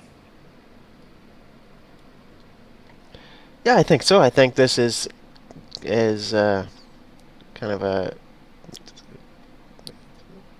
what we're going to see the rest of the season. I think we're going to see the same intensity throughout. Only time will tell next week in Virginia, or not Virginia, Atlanta. You mean Georgia? Yeah, next week we used to go Georgia. to Virginia back in the 90s for the second race of the season at Richmond, but they had to move that out. Yeah, well, I think this season we're going to see some amazing racing. And no shortages of great drivers here in the NASCAR iRacing Series either. We've seen drivers clear, from the very professional from the Peak Antifreeze Series. Several Peak Antifreeze drivers, Pro Series drivers, as well as the drivers that I love to watch, the up-and-comers through the NASCAR iRacing Series. The drivers like Zach Novak that we've seen come in here today and have an awesome race, clear up till that very last wreck. And other up-and-comers, of course, the winner of today's race, Keegan Leahy, definitely a driver to keep an eye on this season. Then other newer names that I haven't seen around much. Tyler Ducharme, Mason Dahl, they're just drivers that I haven't seen in the NASCAR iRacing series before, at least not in the top split. So I those are the drivers I really love to watch throughout the season. The drivers that have finally made it into the top split and now racing with the best drivers in the world and learning from them and getting better throughout the season. And that's what we got to look forward to. Oh, most definitely. And like I said, early in the race, well, at the start of the race, one team to watch out for was that new upstart team of Torque Racing for Jimmy Mullis and Zach Novak. And you talk about an incredible showing, even though it is a restrictor plate race, anything can happen. It's always a crapshoot. But what a hell of a debut, though, for Torque Racing and Zach Novak, finishing 7th after starting 15th.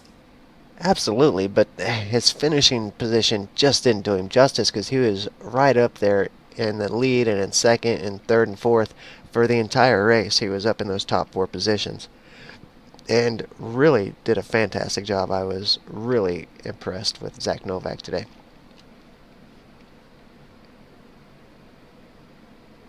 One person I do have to feel bad for is, of course, his teammate Jimmy Mullis.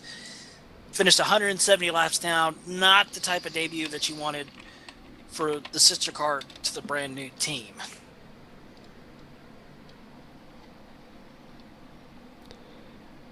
Yeah, several drivers ended in disaster today, and definitely hate to see it. Brad Davies, right off the bat, before the halfway point, got taken out. He's one of my favorite drivers. I've got several of them, like so many favorite drivers. You'll hear me throughout the entire season calling just about every driver my favorite driver because I just kind of get to that point where I like all these drivers so much. But Casey Tucker, another one of my favorite drivers. He struggled throughout the race, but as the season goes on, we'll get to see these guys have their moment.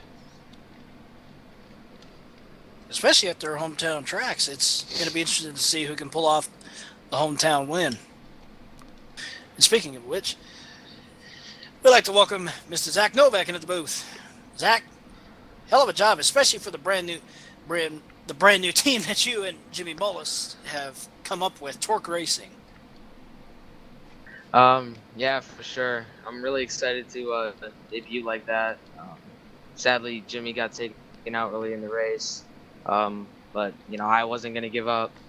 I did whatever I could. I knew we had the car to do it, and got washed away there at the end, sort of. But it was really fun running up there with Ray and Michael and all of them. Now, take us through your perspective. Coming from a driver like myself, I wish I was down in on the track with you racing. But the action has started to pick up a lot, and then it just dropped back down to a steady pace, then picked back up again to the point where it's just like you thought they were going to be single file, then they went double wide again, back to single file. It's just one of those, we don't know what's going on. Yeah, it's kind of different from years past. I mean, I've never ran the Top Split 500. This is my first time, and it was totally a different world for me. But I think I'm used to it. But it definitely was kind of weird. We would start off there single file for the most part. A few cars trying to get at the front would, go up on that high side and try to get a run on the leaders. And then, maybe 15, 20 laps in the run, we'd kind of single out for a little bit. And then that high line, when everybody starts either getting loose or tight, the higher line would kick back in again, and everybody would just run basically the queue line around the whole track, and it was you couldn't get away from anybody. That was the most fun I've ever had, was 20 laps into a run and beyond. It definitely looked challenging out there. I mean, that's definitely looked like it was the hardest that we've ever seen the drivers drive here in the Daytona 500. I mean, the cars were all over the place, just racing really hard, and for the longest time there, we seen the two Chevys paired up, you and Mike Conti, against the two Fords that Ray Alfala and Jordi Lopez Jr. And did you feel like you and Conti were kind of a pair there for the race? Maybe Um, teammates, kind of. yeah. My spotter up there, Joey Lamb, he did a heck of a job, by the way. He was getting in contact with Michael under the yellows, and really, just making sure I had somebody to work with. Obviously, you don't need a tandem or anything like that, but it's really nice to have somebody to make sure that you have somebody to come out with you or whatever, like something like that. And Michael went along with it. Uh, he was ready to work whenever I wanted to go. I was ready to go whenever he wanted to. And yeah, we kind of worked as a pair. I'm really thankful to do that. Michael's a past champion of the series, the Peak Antifreeze series, that is. And it's a pleasure to race with these guys. It's really a hell of a lot of fun.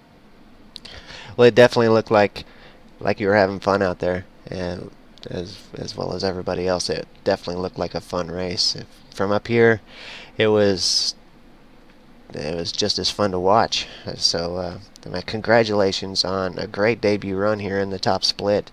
Uh, Fantastic job up in the top four for most of the race. Just right there at the end, a little bit of bad luck took you back to a finishing position of seventh, but it definitely deserved much better than that the way you ran today. Thank you, man. I appreciate it. Anybody you want to thank before you get out of here? Um, yeah, definitely. Like you guys were mentioning, Torque Racing. We just debuted in our NIS for our NIS program. We've been running A Open here and there, and really trying to get prepared for this. We've spent almost 3 weeks on this setup, and it definitely paid off. I individually want to thank Joe Gulata. He's the main owner of the team. He's the one who really started it. He got us all prepared for this. He built this amazing setup, um, and I can't thank him enough. Joey Lamb for being up there on the box for me. He was, you know, like I said before, he was really um, getting drivers to work with me, getting pit strategy worked out, doing a hell of a job of spotting. Um, I also want to thank Jimmy Mullis for working with me. Obviously, he got wrecked early in the race, but he was right there to work with me for the whole race if it lasted. Um, People on the team like Ryan Doucette, Joe Nathan, Matthew Blossom, Brandon McKissick, everybody. I probably forgot a few, and I'm sorry if I did. But everybody, they do so much, and it really is a pleasure. It really is.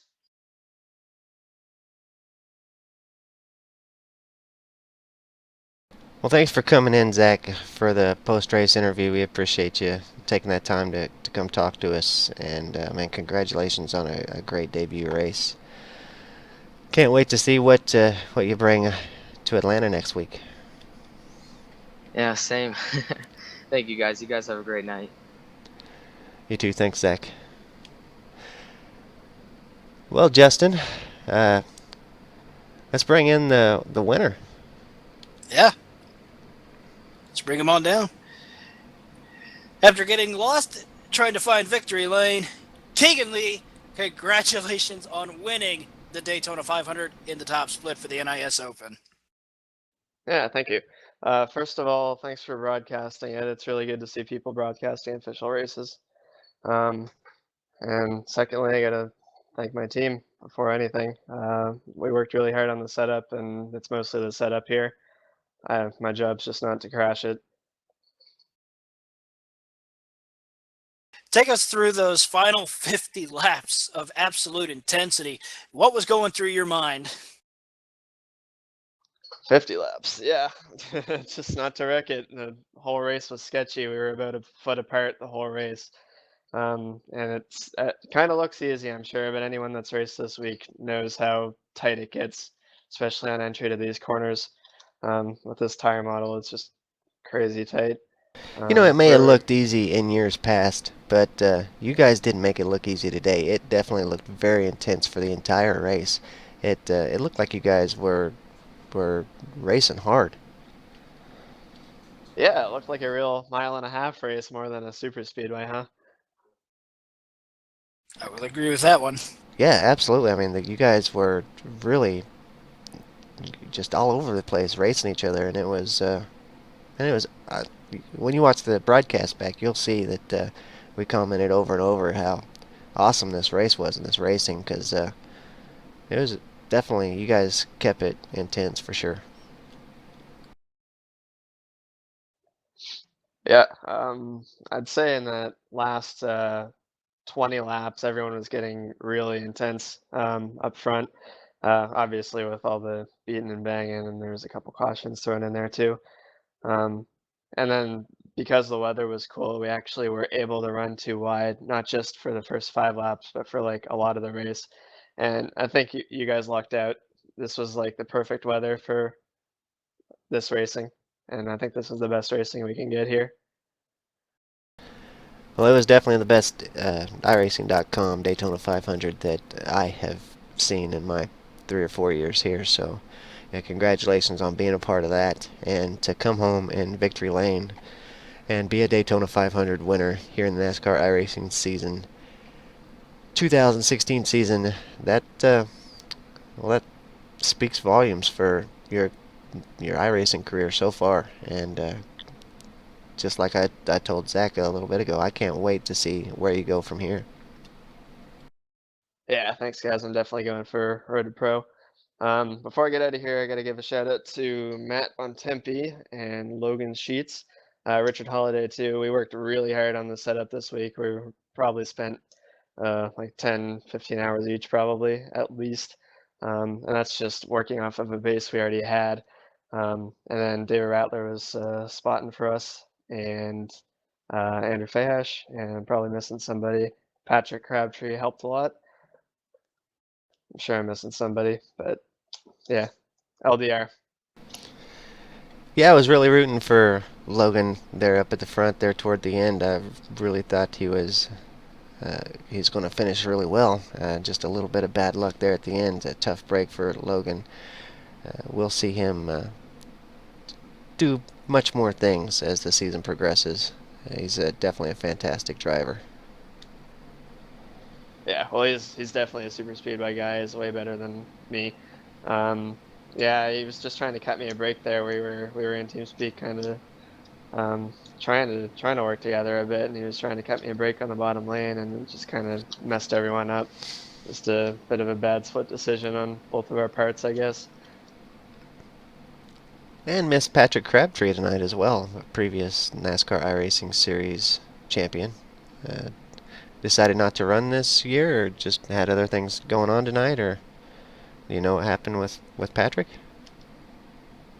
Yeah, that was just schoolwork. I'm pretty sure he did plan to run, and he won something. I believe he won an A Open earlier this week. So he definitely had the skill to compete for the win too. Awesome. Well, thanks for coming and having the post-race interview with us, Keegan. Congratulations on a fantastic win, on a hard-fought battle for sure. The last 5 laps may have been run under caution, but the rest of the race, man, it was definitely intense. So definitely a hard-fought win this very first race of the season. Yeah, I'll take those 195 awesome laps against a 5-lap shootout any day. Thanks, guys. There you have it, folks. That it was your race winner for tonight, Tegan Leahy. Well, Kane, I think it's about time to wrap up the show. Yeah, what an amazing night. Man, I just did not expect it to be that awesome, and it was awesome. So congratulations.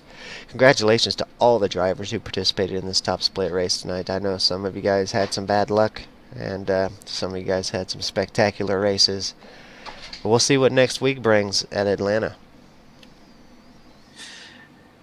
Atlanta will be interesting to see, as it's one of the more fun tracks on the surface in my point of view, because it's nearly flat out. It's rough. It's old. It's nearly 20 years old as far as the surface goes. But you talk about some of the most incredible racing you could see. Folks, you thought tonight at Daytona was incredible. Just wait till we go to Atlanta. I don't. Hopefully, JD will be back in time for next week at Atlanta. If he is, it was awesome to cover your spot for tonight, JD. Looking forward to hearing you on the broadcast with Kane here. Kane, take us out there, bud. Yeah, hopefully we'll see JD back next week. Can't wait for that. Hopefully you'll be back with us next week as well. Appreciate you filling in for JD as well. Great job tonight. Really appreciate it. Definitely, such a great broadcast tonight. Definitely made up for the really bad one that we had last time Yeah, at the Brick Farm. 2014 at the Brickyard. It was such a tough night that was. This night was But we made it stick definitely somehow. yeah, this one was definitely exciting. So thanks for being there with me for this. Thanks for all the drivers for such a spectacular race. My goodness, that was just awesome. So we'll see you guys next week.